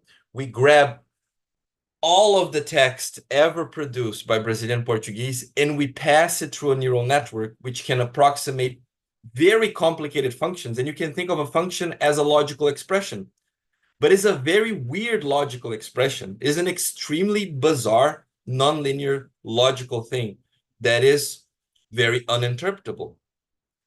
And somehow, because these things are very powerful, they are able to learn meaning, context, those things. But that is always bound by like a knowledge cutoff. Like if, I don't know, if in a couple of years, like we here in Brazil, we'd start saying some slangs, and those slangs are new, and the language model was not trained on that, he cannot learn, because like those things are static forms of like a reservoir of knowledge. You can think about a neural network as a way to store knowledge in a very compressed way. you get all of those tokens and you compress them in a very weird way in the parameters of the models. And then the model, during a forward pass, can extract that information and do something about that. But that is frozen. That is something that is stay there. And like that is not able to interact or deal with the contextual and ever-changing dynamical thing, which is the world. What many people are trying to do now is trying to teach these models how to search for information, how to have a knowledge base, how to Google, so they can, like, you know, be more dynamic, because the dynamics is a very important part of intelligence. If you just take my brain and froze it, it's not going to be very intelligent. My brain is like this weird, constant backprop of information, forming new connections with a supervised learned signal, which is my peers. And neural networks are not like that when they are being used. So it's very hard for them to be able to deal with the dynamics of the world. And because it's very hard for them to deal with the dynamics of the world, this is very hard for alignment. Like, so about like the problem of language and logic, Professor, I wish we could do the logical way, as you said, but like we try so much, like maybe as a question of like, it would require, I don't know, a better logician, and then he will come and he will figure out language, and then we are done with neural networks for language. But till then, I don't know, we keep using these weird things, and these weird things have a lot of problems. And about the alignment thing, the future of alignment, nowadays, what we do about alignment, we try to get, we use human behavior, we use human evaluation to try to model normative preferences. We try to aggregate them, and we try to teach those things to a model so it operates on a way that is helpful, harmless, and honest. I would like to know what comes after, because this is like, you know, I've been there and done that. I've been doing this and doing this, and like to me, like it seems that we hit a wall, and the name of this wall is unfortunately ChatGPT, because like we're stuck. Like right now, there's nothing. Like the new thing that happened on alignment research was the invention of the assistant, the model that like you get a lot of human preferences, you use these human preferences to teach the model learn what is good and what is right based on these preferences, and then it tries to help you. It tries to aid you on your tasks and tries to avoid hurting you. This is what we wanted. But now what do we do from now? Because like it's like a, I don't know what is the next big idea in alignment, because people have been doing the harmless, honest, and helpful thing for a couple of years now, and nothing much have changed. What we're changing now, we're not seeing more alignment, we're seeing more capabilities. The models just get more powerful, but they are still, you can still jailbreak them, you can still make them say racist shit, you can still make them do Nazi poetry, you can still use them to make bad code. So it seems like the alignment research has like we're still like, it's still very in the beginning. Like the future of alignment is still very uncertain. Like we're still very like we're still crawling. It's still a question of crawling. Like there is no, I don't know, I don't know how to make predictions for the future. I'm sorry, Professor, but I hope to see good things. That's what I hope for. James, you can make a question now. I'm sorry, my answers were pretty bad. Okay, so the first thing is very practical. What are your plans for energy consumption as you make your models bigger and bigger and you train in a massive hub of GPUs? Mm-hmm. And the second one is a little bit more complicated, a little bit more social criticism. How one should navigate through through the impetus of moving forward scientifically through a field of snake oil salesman-like practices, and where do you think is the line of demarcation between science and market practices? And if you don't have one, should you incorporate a more straightforward criticism towards these practices or towards capitalism and a more full sense, in a more Yeah. conceptual sense. Like the first question, like the way that like we deal with like the GPU or our carbon emissions right now is two, because I as a limited human being, I don't know what to do better. The first one is like offsetting. I didn't tell this now, but we offsetted our carbon emissions. So we bought carbon credits for the 100 kilograms that we emitted. So this is something that you can do. Companies also do that, like Meta does that, OpenAI does that. They put everything out and then they buy it back, which it makes sense. The other thing that we can do is make our training as efficient as possible. Because let's say that you're using a node, like a stack of GPUs that has 8 GPUs, and you're running your experiment on 8 GPUs. And then, because you're a very bad engineer, you go there and you see that you're using your 8 GPUs at 20% capacity of memory, and you're using half the wattage possible. You're being very, very inefficient, unoptimized. And this what actually happens is like you're just you're doing something that is slow and is generating a lot of waste. But then it comes like high performance computing is hard, is optimizing, and optimization problems are hard. What do? Is like before we started our training runs, we spent a lot of time. How do we make the VRAM of the GPU be at 100%, and we are using the maximum wattage possible, so we just end the training as fast as we can, because this minimizes emissions, using your hardware as efficiently as possible. This is what we're doing now, but a social criticism that we can make, it this is not knowledge that is shared, you know. This is like a problem of the field, that like you don't learn high performance computing at the university, but the field requires. So you end up like having a lot of people doing works on clusters that is inefficient and is just expending money. Like I see this in Bonn, like we see the jobs running and we see, oh my God, there's 5 jobs. They all running on 10% efficiency. They're just hogging the server and they are wasting energy. So these are the things that we can do. Make the training runs more efficient and also offset.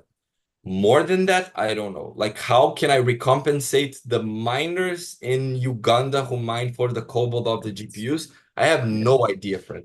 This is like a huge thing. Sophia would love to talk to you about those things, but like I just see like it's hopeless and it's sad sometimes.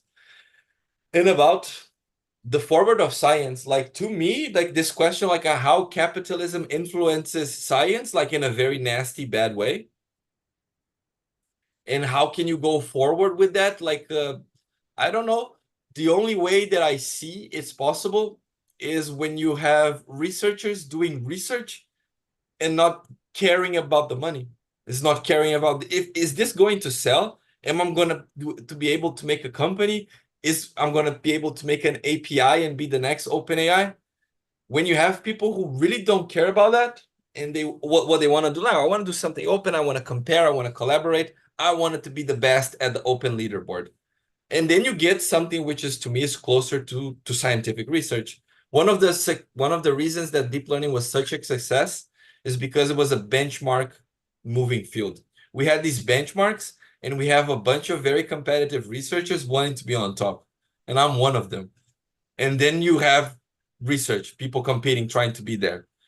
And there is like there is the gentleman's way to do it. Like if you say that like, I beat the leaderboard, and you don't show the code and you do closed research, no one is going to believe you. So you have to be open and you have to show how you do it. So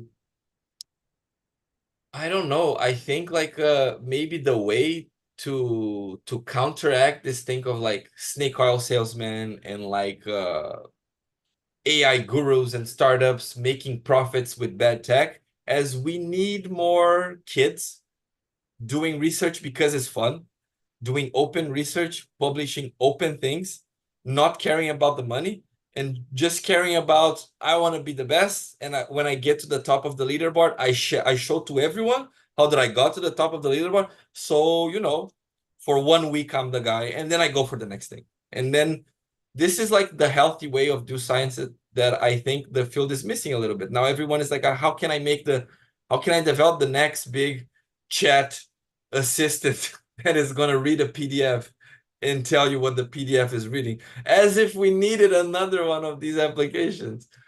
So I don't know. I think maybe to combat capitalism, like we need more people doing it for the fun, doing it for the love, and doing it for like, you know, like not driven by money, just like you know, like you're a research like me too. Like most of what we do is not about the money, it's about like just doing the research because we think it's fun. And maybe that's the only way that us as individual researchers, because I'm not a policymaker, I'm not the ruler of Earth, because if I was, then it would be different.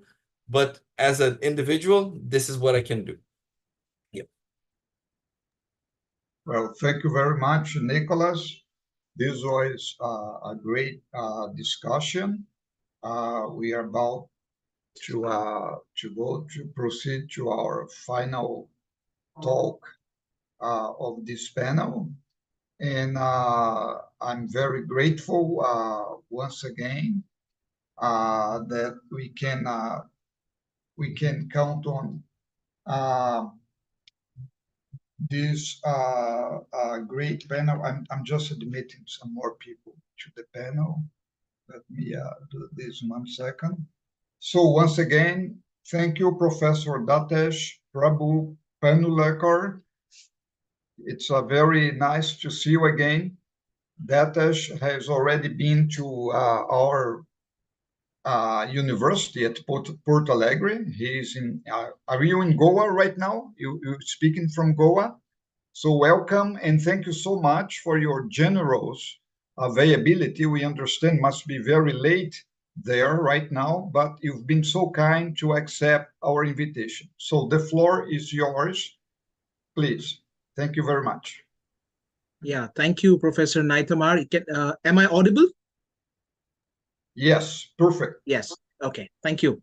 So it's indeed a pleasure to be invited to this forum again. I was here last year. It was quite a memorable participation of mine. So let me get straight to the topic. And I'm talking about the power of AI from the point of view of my own strategic understanding. I basically am a strategic studies scholar. I'm an international relations professor. So I would like to look at this whole phenomenon of AI and how it's impacting national interest and how it's impacting diplomacy. I think that is very important. Let's first understand that this is a very unique moment in history, because for 4 successive years, the G20 is being spearheaded by a developing country. It began, of course, with Indonesia in 2022. It was India last year, it's Brazil this year, and it's South Africa next year. And this is a unique moment because these are 4 very important countries which are not to be seen as part in a conventional sense, but they are actually potentially arch pillars of a new global order. And one of the areas which will be shaping the new global order is technology. Now, before we come to AI, let us situate this particular lecture within the context of what are we looking at. I think we are looking at 2 trend lines.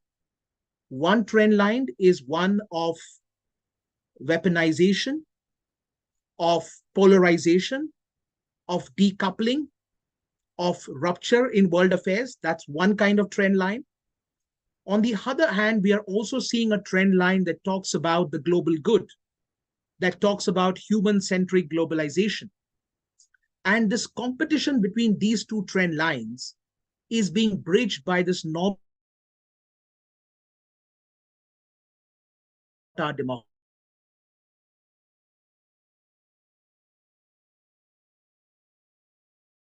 Where autocracies are looking to put up an idea that democracies are not defined simply by prescription, but democracies are defined by performance. And so you have autocracies today which are beginning to call themselves democracies because they're able to unleash the power of performance, and that performance gives them a leg up when compared with some of the democracies of the world who are experiencing dysfunction. Let's also come to another important point in situating this discussion today, and that is the element of trust. the element of trust was never more important in world affairs than it is today. In everything from supply chains to weaponization to alliances to global governance, it is the trust factor that is becoming extremely important as a variable in determining which way the world is going to move. So if trust is such an important thing, from a point of view of technology, it brings in 5 aspects.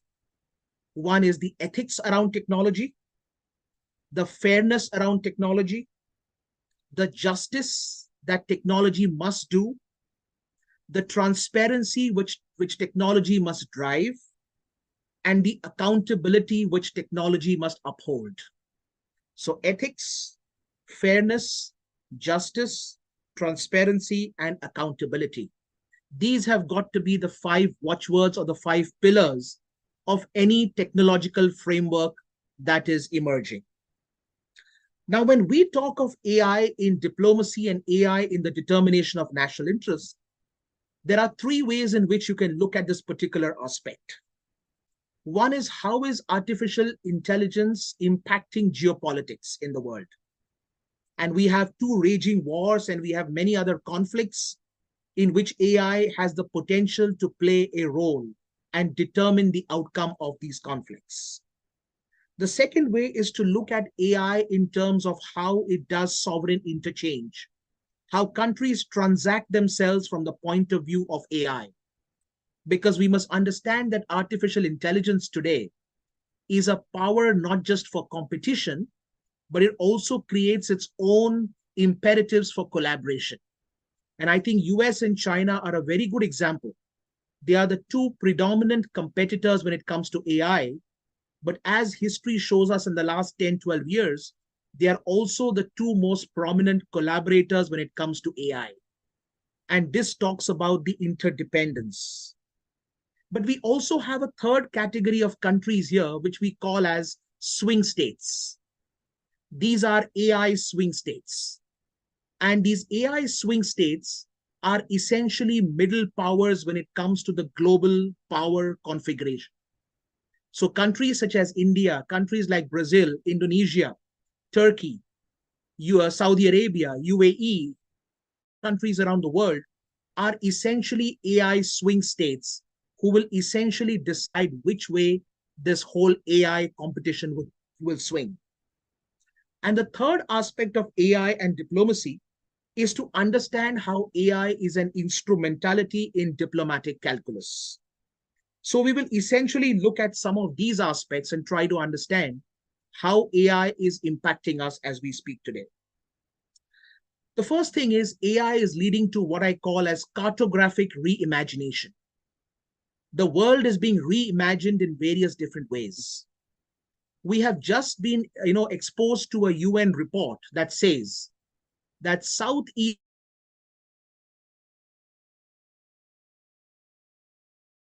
of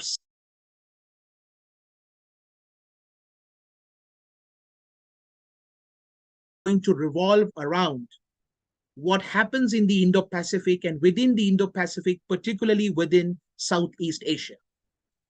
And in fact, this AI revolution that is now driving many parts of Asia, the 2 most important entities who are going to have a strategic compact is going to be China and Southeast Asia in driving AI in this part of the world.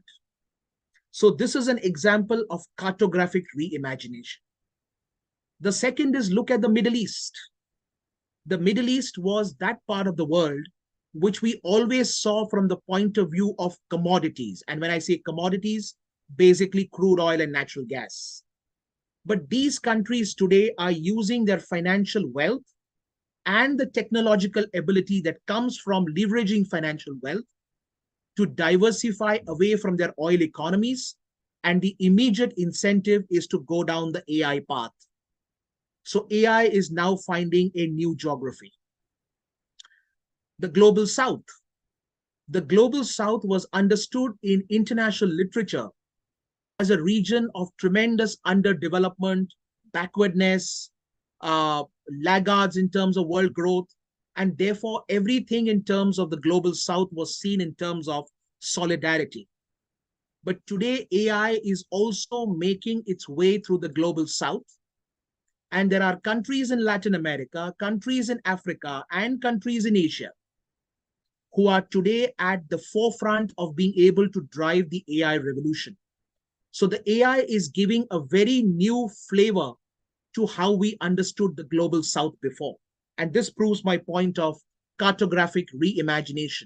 And we have to think about the ethics that revolve around this. The second is AI is spurring lateralization. We all talk about a flat world where there should not be a kind of a pecking order. There should not be an order of higher and lower. But the fact is, even though AI brings about lateralization, it is not leveling the playing field. A good example is, for a long time, technology was emanating from the West, and the West held the whip hand on technology. And the West was the reference point for everything, whether technology was good or technology was coercive. But today, as China makes this big push in world affairs, there is a counter push against China in many respects as well, because technology, while creating lateralization, is not creating a level playing field. So in many ways, the way the United States was perceived as this country which leveraged technology for various reasons, good, bad, ugly, there are also concerns that possibly China might be doing something likewise, and we might be waking up to a new form of lateralization. So lateralization is happening, but the leveling of the play field is not happening. We are going from one imbalance to another imbalance, and there has to be somebody who squares up the imbalance. To me, AI is like the nuclear age. If you see the nuclear debate, and there were a lot of issues of debates around the ethicality of nuclear weapons. While having a nuclear weapon essentially produces ethical dilemmas, we also know that if nuclear weapons are held in a safe command and control system, they can produce systemic deterrence. And I think AI is moving in a very similar way. We don't quite know where AI is. It has the power to optimize performance, but it also has the power to dislocate. But if AI works in terms of systemic deterrence, then actually AI could be a positive force to be unleashed for development. Whereas if it goes down the path of what we are seeing in the nuclear space today, which is countries are not talking about denuclearization, but we are talking of non-proliferation of materials. If that happens to AI, then we have a problem. So AI in terms of systems and AI in terms of specific products which could be leveraged by specific countries, which could produce ethical problems and ethical dilemmas. There are no norms of good behavior. I mean, how do you define norms of good behavior? Every country will see those norms from their own value systems and from their own ecosystems. So just as there are no norms of good behavior, there is no perfect calculus of what is the ideal national interest. And therefore, it is very difficult to opine conclusively as to whether AI undermines national interest or AI amplifies national interest, because it's ultimately not the usable product. It is about the strategic motive and intent of the user that will determine what AI does or does not do. So, for example, AI in the hands of a democracy can do something totally different to an AI in the hands of an authoritarian regime. So ultimately, it's not about the product, it's about the strategic intent and the strategic motive. And I say this particularly because we are now living in a world where the one-time rule takers are now becoming the rule makers and the rule shapers. And this is very important to understand. If you look at the Chinese push towards AI, at every stage, China and China's leadership has made it clear that it's a force for good according to them. But the point is, the whole argument of driving AI is so that China will no longer be simply a rule taker, but will effectively be a rule shaper trying to move towards becoming a rule maker. And this is not just about China, it's about India as well. India has also expressed its desire to no longer be the rule taker, but to be the rule shaper and the rule maker. And I'm sure that's a sentiment that pervades many countries in the global south, where they would like to actually be part of this. And AI gives them a particular environment in which they can actually begin to shape the new rules, the new standards of the world, and move towards a situation where these rules and standards are not set only by the West, but they're actually set in a more democratized and multilateral way. The interesting part is AI produces a dichotomy. And this dichotomy stems from the fact that the world in which we live in is increasingly interconnected. But AI has the potential for creative disruption, like how Schumpeter once said, but AI also has the potential for dystopian dysfunction. And right now, from AI's evolution point of view, I would say we are in the intervening years of AI. AI is still emerging, it's still evolving. We don't know the whole gamut of its applications. We don't know also what peak power means when you have AI on your side. So we are moving through a period of flux and fluidity. And in this period of flux and fluidity, which way the cookie will crumble on AI is anyone's guess. But one thing we can say for sure, that AI is going to produce a complex web of interconnectedness coupled with decoupling. And this balancing between how much you interconnect and how much you decouple is something that countries and societies and communities and the world order is going to have to, kind of contend with. It's also important to understand that artificial intelligence brings together two very interesting strategic phenomena. For a long time, the world has seen right through the 20th century how we have been industrializing technology. In fact, the military-industrial complex, the term that we use in the defense sector, is very much in keeping with the industrialization of technology for defense needs. But what we are seeing now is a combination of the industrialization of technology and the production of intelligence coming together. So you have the human element of the production of intelligence melding with the ecosystem, which is industrialization of technology. And when industrialization of technology meets production of intelligence, you go from a military-industrial complex to what I would today call is the military-industrial technological construct. And what you are seeing going forward is increasingly this.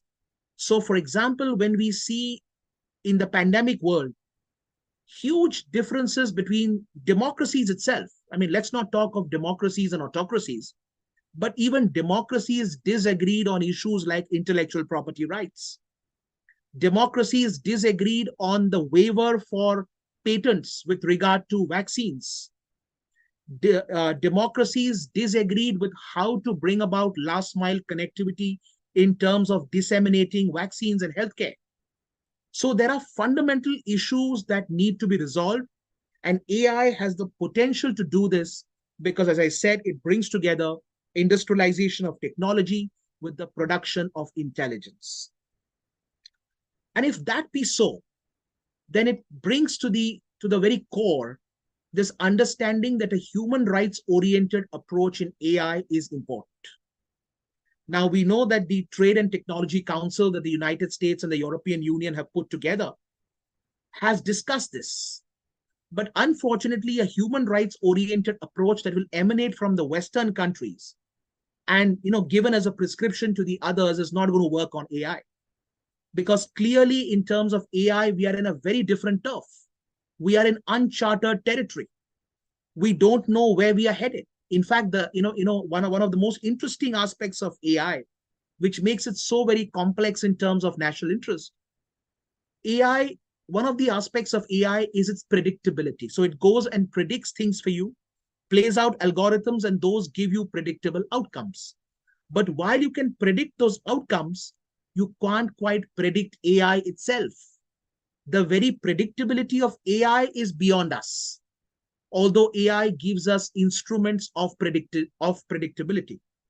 And this, kind of, if I may say, duopoly between the inability to predict where AI will go But the ability of AI to give you predictability in terms of your diplomatic transactions is what makes it extremely complicated. In my, as I just entered this particular session, I was hearing the previous speaker. He was asked a question about, mining resources, etc. in Africa.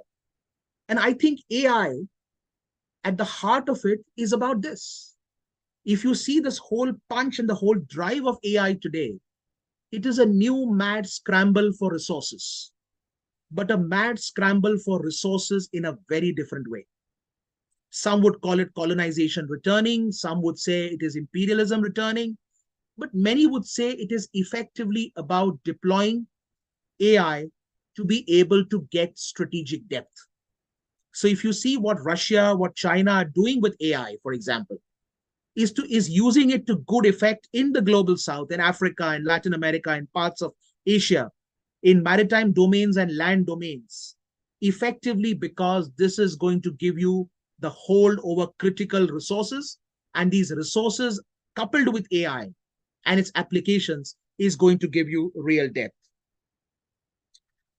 It's very interesting that many people talk about AI and how AI can help diplomacy, can be a big enabler, can be a big facilitator.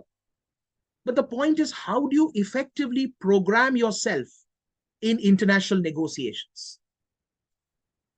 I mean, let's take it for example that there are many international dialogues and many international negotiations that automatically change course because of some major strategic act of statesmanship. There are times when we feel that certain conflicts are intractable, certain conflicts cannot die down. And all of a sudden, we see acts of statesmanship. We see dialogues moving in a very tangential point of view. We see inflection points in terms of international negotiations. And this is something which AI, for all its programming, cannot factor in. It cannot accommodate for the creativity of the human mind that can create new outcomes from difficult scenarios. So, for example, in the current war in Ukraine, or the current war that's playing out in Gaza, how far can AI go in terms of predicting outcomes for these conflicts? Because ultimately, these conflicts look like they are a dead end. So, for example, AI may give you predictable outcomes on how Russia may behave. But can AI really program Vladimir Putin's mind? That's the point.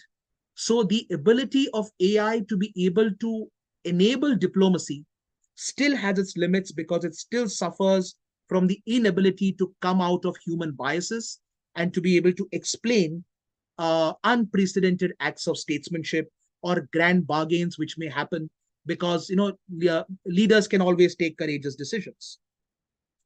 What we are seeing internationally is there is no movement for AI to become an international arrangement. In fact, here we see very clearly that countries are preferring to go national and to go local. And I would say national and local is now the new international or the new global. Because while there was a lot of talk on regulating AI and how countries can come together on a consensus, the fact remains that consensus eludes us. We can see over the last 10 odd years that countries have chosen to enact domestic legislations rather than engage in any kind of serious discussion with other countries, even friendlier countries, to be able to frame a certain AI regulatory framework. Just to give an example, we have 4 democracies that have come together in what is called as the Quad: India, Japan, United States, and Australia. And they say that we are working essentially for a rules-based international order, that we are working for integrity, for trust, which is what democracies are all about. But they have not entered into any serious AI discussion in terms of coming out with any regulatory framework that they could moot. Let's look at the Global South. The Global South is now engaged in a lot of discussions at various levels. But the Global South is far away from even considering what an ideal AI regulatory framework could be. An even better example is BRICS. I mean, BRICS brings together democracies and non-democracies, so it makes for a very...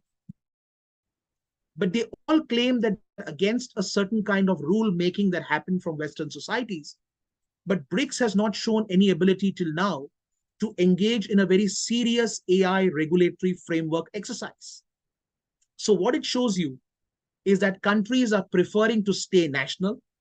Countries are preferring to stay within the threshold of their domestic jurisdictions, and they are more keen to preserve, protect AI and AI-led advancements as a way to promote AI. And that's why I say that when it comes to AI and how AI is defined by countries, the first impulse is to protect your AI framework, your AI ecosystem. From there, we move to a certain degree of promotion, where you look to promote your AI, you look to showcase your AI advancement and build diplomatic goodwill, build kind of business for your national interest. And from protection and promotion comes a stating of the principles of AI. So the principles that countries are articulating on AI are a combination of their protective impulse and their promotional impulse is leading to a statement of principles by every country. So having said that, it's quite clear that there is no appetite for any large organization or multilateralism to drive AI. So AI essentially is going to be driven through frameworks that are institutional, but without the institutionalism. So there are no organizations or arrangements which can drive it. There will be trilaterals and smaller minilaterals that will come together and look to shape their own AI according to their own convenience. So when we are looking at this whole aspect of diplomacy, it's calling for diplomacy to go into a smaller level, a smaller groups of countries coming together and being able to promote their own standards. So having said this, there are three major factors that we must consider in this whole debate about AI and what AI does to national interest and international diplomacy. First is, of course, considerations of privacy and surveillance. And these are extremely important. In fact, this debate has gone on for as long as we can remember. I mean, let's take the example, for example, after 9/11. The United States was grappling with this question about how much privacy and how much surveillance. And democracies have tried to look at this factor in various different ways. Autocracies have a natural advantage, but that doesn't mean that they don't have to grapple with these own situations as well. So privacy and surveillance brings to the fore many different issues that need to be resolved. But again, these have to be resolved within the localized national interest of every country. The biases and the discrimination. In many ways, we look at AI as a tool that's an enabler, and it is. In many different ways, AI is going to make life easier. But AI at the end of the day is also going to be discriminatory in its own nature. It's going to create haves and have-nots. I mean, I just give you an example. India sent its mission, the moon lander as it's called, the Chandrayaan, and it was a successful landing on the moon. And what India's first reaction was, is that when this moon lander returns back to Earth and returns back to space station, India is going to share all the data that it has gathered.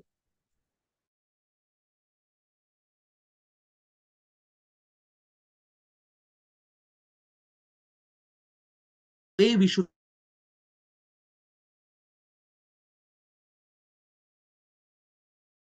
But at the same time, you also have to remember that we live in an era of great power competition. And I don't need to name countries, but we know it ourselves. There is intense competition going on in the world to even weaponize the moon, wherein you will essentially have AI powering certain countries to be able to go and corral the moon, weaponize the moon, and even ensure that these common goods of humanity may not remain common goods. And so this aspect of discrimination is something that is bound to be inevitable in any AI framework.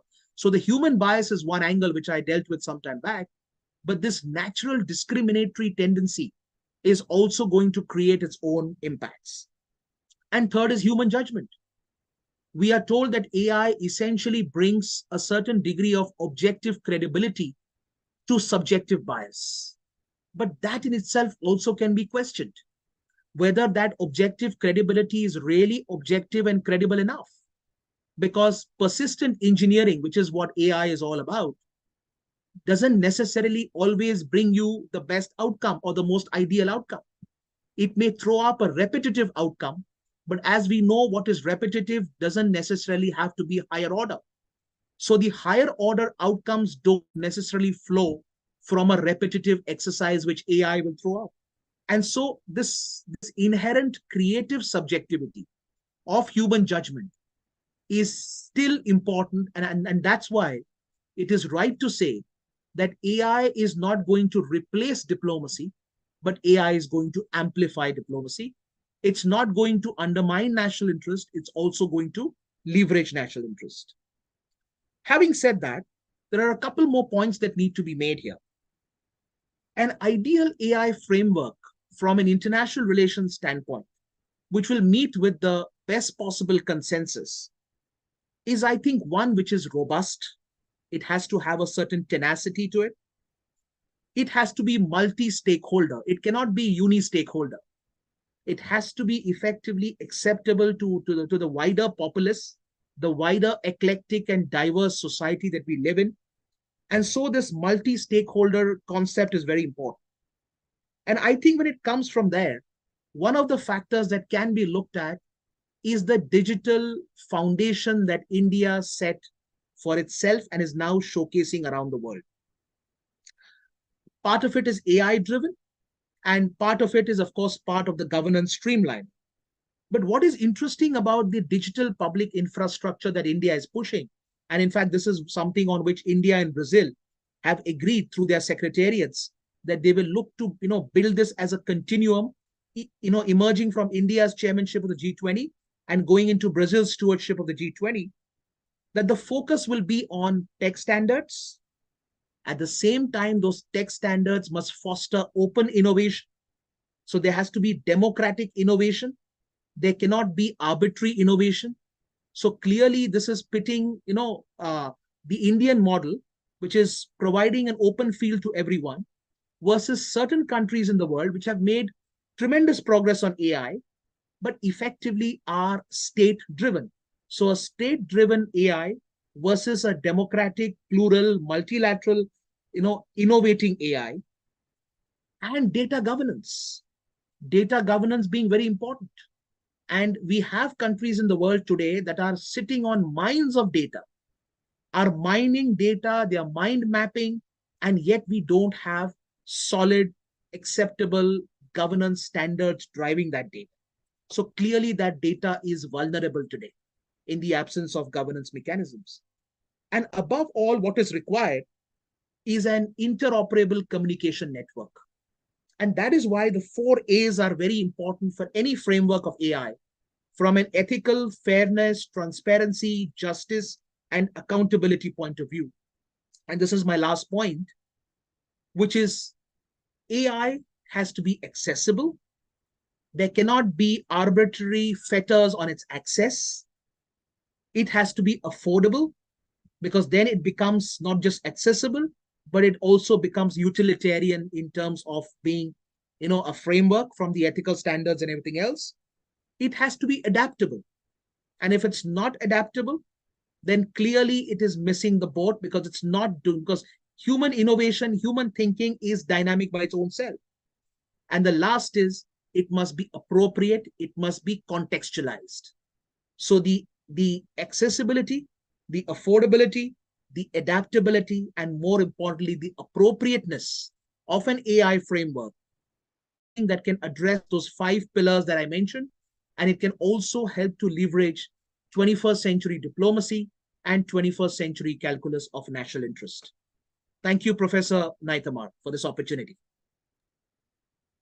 Thank you so much, Professor Dattesh. We will be opening the floor to raise questions. Nicholas Kluge Corrêa has one question here. Please, Nicholas, go ahead. Professor, thank you much for your presentation. I would like to make you a question that I already made to my colleagues, like 2 of my collaborators, they're also from India. And like, what do you think are the barriers? Because I agree with everything you said about the accessibility and all of the points that you said that like should be important for countries like Brazil or India. But what do you think right now are the major obstacles for India? Like, what is preventing, like, for example, the creation of like in-house, good, accessible AI technology made in India for the context of India? Because I know that in India also happens, just like in Brazil, like the brain drainage, like many people go away. But like if you could like expose a little bit of that, because like I think we're gonna find a lot of similarities between India and Brazil from that. But thank you very much.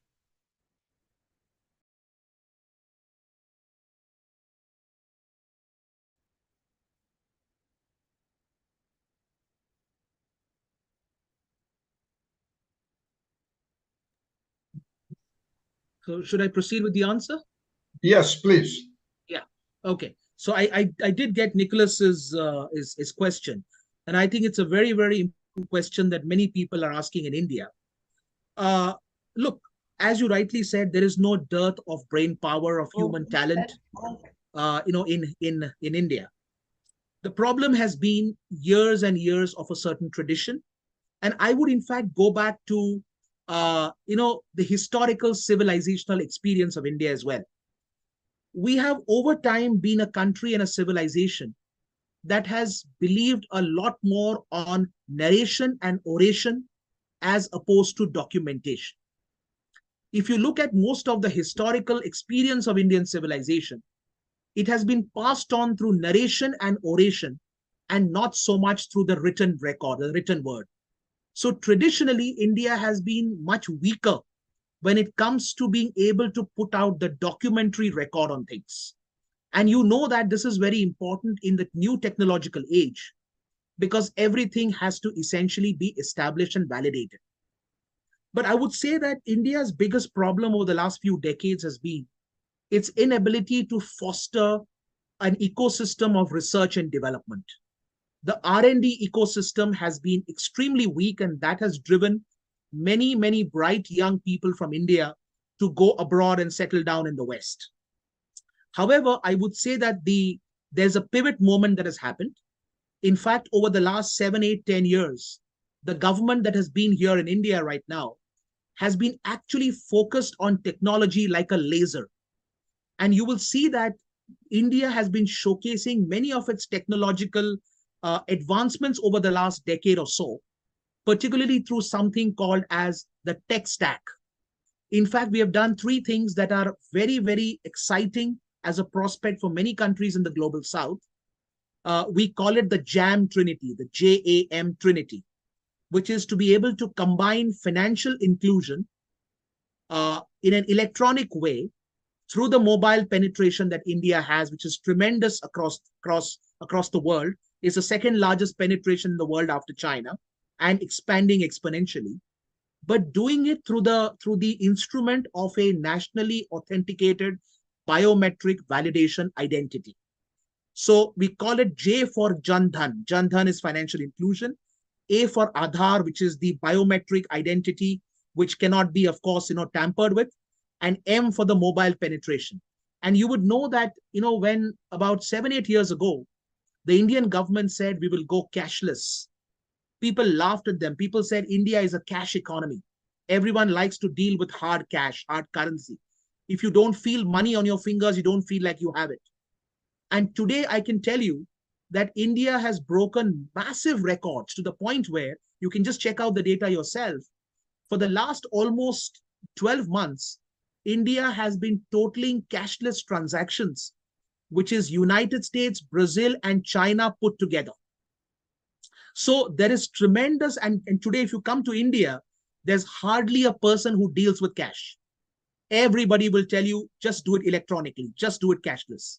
So there is a whole new mentality change which is coming about, but I agree with you. So I would say 2 important factors. One, a civilizational facet where we were more narrative, more orative, and not so much of documentary. And second, we lack the research and development ecosystem. And obviously you lack the finance and you lack all those, those building blocks that is very important, which will take probably a few decades to set right. Thank you much for your answer, Professor. Thank you. Aline, you have also a question. Thank you. Thank you so much. Thank you for the talk. It was very, well, it sparked me to make a question for you.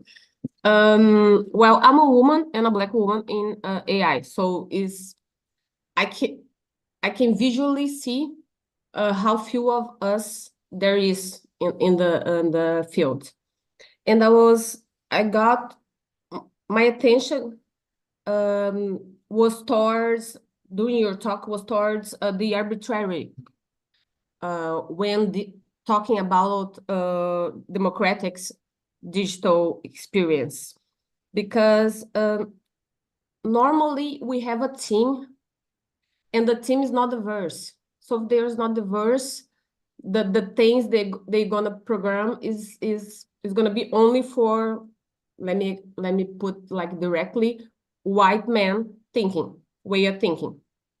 How can I manage the team or think about before AI, think about organization of the team in a way that I can be more democratic and make less mistakes on the systems, the autonomous systems?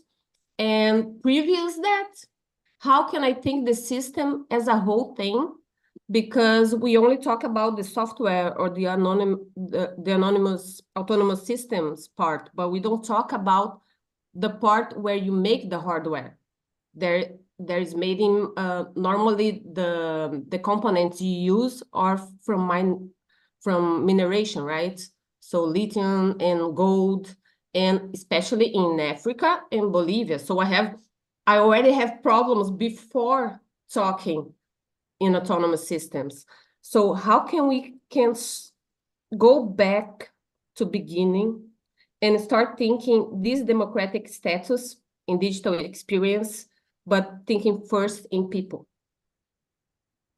Yeah, so I think this is a very interesting question.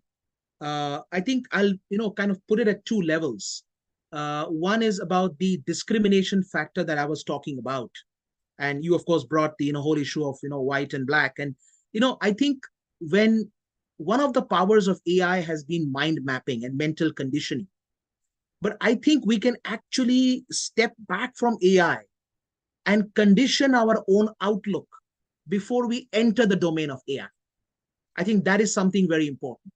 So you talked about the dilemmas of putting a team together.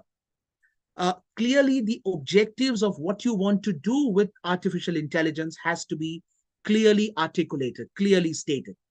And this is particularly true for countries like us, I mean, Brazil, India, which are diverse societies. We are not one-dimensional.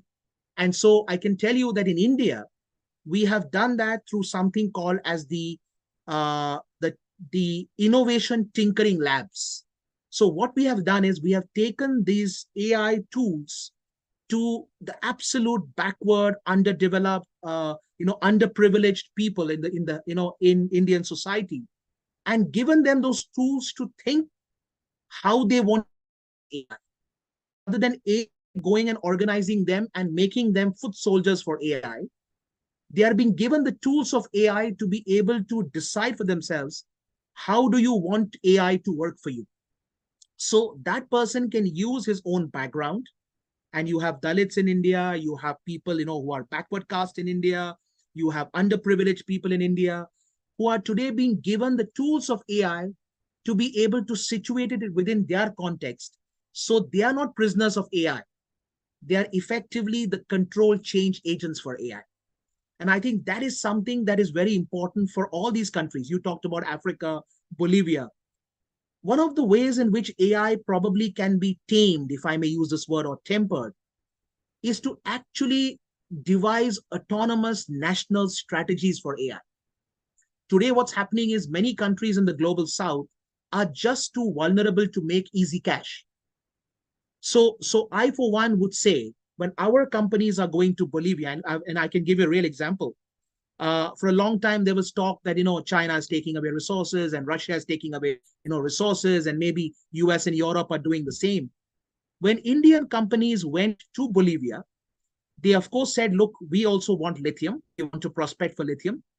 But we are not interested in doing what other countries do, which is to come here take the lithium and take it back to India, because then we will be doing exactly what the others have done. We want to set up a joint venture with a Bolivian firm and be able to mine the lithium, process the lithium in Bolivia, and to jointly export it to a third market. So there is money to be made by India, but there is also money to be kept in Bolivia. And I think I would use a similar framework for AI. That's why I kept saying that there is no appetite for AI to go global in terms of some kind of global arrangement. I don't think we will get a kind of a World Trade Organization on AI. That's not going to happen. Because and I don't think we need something like that. What we need is more localized, autonomous national strategies that are devised keeping in mind the local specificities and the local context. And if that can happen, then clearly some of the concerns that you expressed, I think those can be addressed. And the whole bottom line being that we are not prisoners of AI, even though AI overwhelms us as a tool and becomes all permeating across society. We are in a position to be able to cognitively create AI as an enabler for us and not something which effectively makes us a prisoner. I hope I was able to answer, Aline. I'm happy. So yes, you did. Thank you so much. Thank you. Yes, Prabhu. Thank you very much. That was very thoughtful. And indeed, the part of our intent with these events, and from the very beginning, and Nicholas, who is one of the founders and creators of many of the technological products, artifacts, including a digital platform that we've been working on here in Brazil, was part of a broader intent, as you know, to bridge the dialogue between the global South and the North Atlantic countries, which still monopolize AI technologies. I've been to different events in Europe, and all of them were only led and completely overtaken by North Atlantic countries. You know, I always noted that I was the only person from the global South taking part in these events. And for many of these events, no other representative from so-called BRICS countries, including Brazil and India, plus China, Russia, and South Africa, we're not taking part in these events. In our event, as you recall, since from 2 years ago, we've been inviting colleagues from the BRICS countries, also from Cuba, from global southern countries. And as you know, with these since the Russian invasion of Ukraine, and now more recently with the Gaza-Israel conflict, we are in a very delicate situation, to say the least, in geopolitical terms. Some of us would say that we are on the brink of World War III, of a third World War, which is regrettable.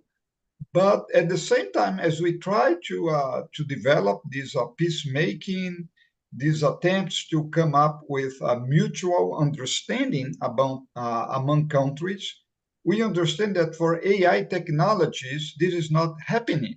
Right now, I just saw on the news that Russian hackers did a cyber attack on Microsoft, and this was not private data. They invaded US government and defense big data. And we understand that India very recently, I just saw on the news as well, is forbidding Indian citizens to travel to Iran or to Israel precisely because of security measures. So what do you make of this geopolitical scenario, this geopolitical landscape, which seems to be very hostile towards cooperation between North and South in these critical times when we understand that AI could contribute towards world peace and more understanding among human nations and human beings? Yeah, thank you, Professor Nythamar. I think that's a very, very important question. It agitates all our minds, all the time. I think you were so very right when you said that even if countries in the global south have a seat at the high table, it's very sure we don't have a voice at the high table. And ultimately, what we need is not just some kind of symbolic seat at the high table when it comes to framing AI rules and regulatory norms. We need a credible, acceptable, legitimate voice at the high table. And that has to come from 2-3 ways. First, there has to be some kind of a internal consensus that we in the global south have to be able to come up with. Because what happens all the time, it's a bit like the UN Security Council. Everyone agrees that it has to be reformed. But because the global south is so divided on how to do it, who should be there, what should happen, it allows the Atlantic North to then play the game of divide and rule at times, and to be able to stave off any kind of imminent change. So I think we need internal consensus. Secondly, we also have to, I think, be able to be proactive and put out a global south rules for AI. Why do I say that? The G20 in 2015 came together and they outlined a prescription of principles on what it means to soundly finance critical infrastructure in the Indo-Pacific. This was seen as one of the ways of trying to hold China to its feet. So it was done as some kind of peer pressure on China, that the G20, which China is also part of, was able to come out with a statement of principles as to what should be good financing mechanisms for critical infrastructure. Can we do something like this in the global south? The global south, possibly the global south needs to meet within the UN framework or outside the UN framework as a big conference to decide on what should be the consensus rules for the global south. And these could then be pitched to the global north as potential solutions for a new acceptable AI framework. That way, we will be able to confront the northern Atlantic countries and be able to hold them to an honest judgment. So I think this is important. As far as the geopolitics is concerned, yes, it's a very, very difficult situation. In fact, one of the things being spoken about this year is 3 of the largest democracies of the world are going to elections this year. You talked about this whole hacking business in US, but Indonesia has elected its new president. India is now beginning this next week. India is going to start electing its next government, and that will go on to June. And then we have the US elections in November. So we have 3 of the biggest democracies going to elections this year. And there are huge AI stakes involved in these elections, because even intervening in these elections, disrupting these elections, could have a huge impact on what happens in the world in 2025. So AI's potential importance is understood. I think what we need now is to look to see how we can bring AI into the picture in terms of being able to facilitate some of the most critical issues in the world. We are not going to be able to provide solutions for Gaza or for Ukraine through AI. But if we are able to bring the focus back to the topics that need to be focused on, then we will be able to create bigger consensus. Because I'll tell you one thing, even though we feel that AI is decoupling for at least the next decade, all countries which matter and cater to AI will have to collaborate.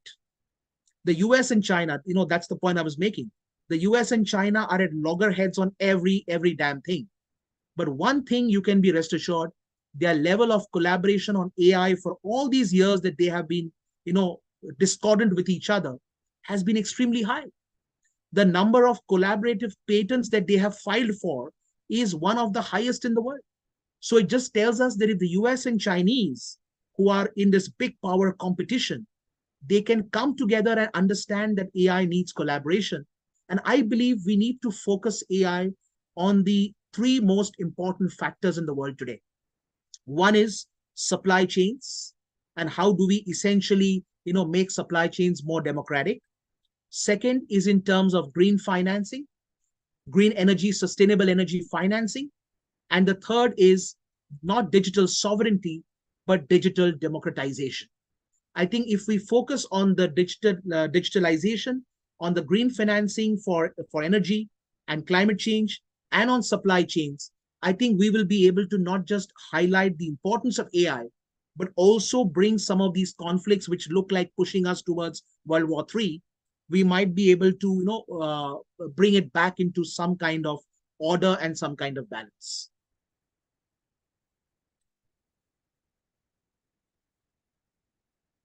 Thank you so much for this very profound and thought-provoking remarks, because this is precisely what we should be trying to do together. I entirely agree with you.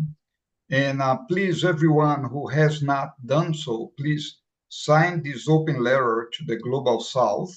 And this is a call to unite. We should be doing like in Marx's manifesto. Members of the Global South, citizens of the Global South, unite, because we understand that it's been very difficult to, and we do this is not to polarize with North Atlantic countries, but it's really to call their attention, because it's happening all the time. And I would like to make another critical comment regarding this. We, as you know, we did bring our proposal for the creation of BRICS Institute for AI and Sustainability. We brought it to the attention of the president of the New Development Bank in Shanghai.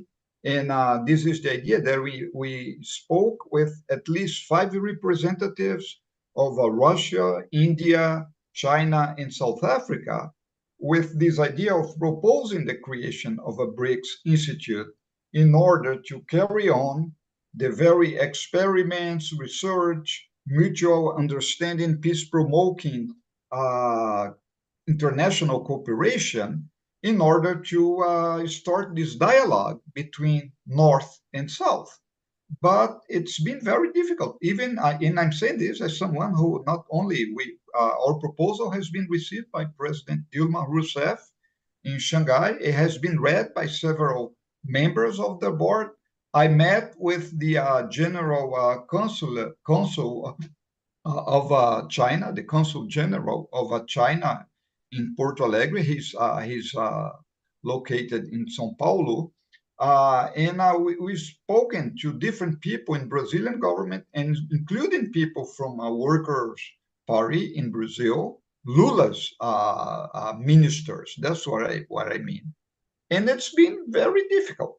What I'm trying to say is that if we try now to get support from Microsoft, Bill Gates, Bill and Melinda Gates Foundation, and then we get some support from them, people say, well, why do you, keep reproducing, imperialistic models for AI? Well, that's precisely this was Nicholas' comment regarding brain drain, which is taking place all the time in India, Brazil, and other countries. People who do not get any support from their own governments, they end up going to the US or to Europe to carry on their research. It's the same thing for our project. We just want to benefit Brazilian society. We'd like to benefit BRICS countries, and we'd like to bridge the dialogue. If governments in the left spectrum of our countries do not respond to our attempts. And I'm saying this because it's been 2 years now, trying to get someone from Workers' Party to respond. Let me make this clear in Portuguese. Partido dos Trabalhadores. I'm talking about PT in Brazil. If they do not want to respond to our call, okay, let's try Bill Gates. Let's try Microsoft. Let's try the big techs. I'm not thinking of Elon Musk because he's out of question. No, this guy has no ethical character whatsoever. I really appreciated Nicholas bringing this into his presentation. I'm talking about people who could support a project which just trying to promote social inclusion through digital inclusion. That's the purpose of our research projects at this network for safe and ethical AI in Brazil.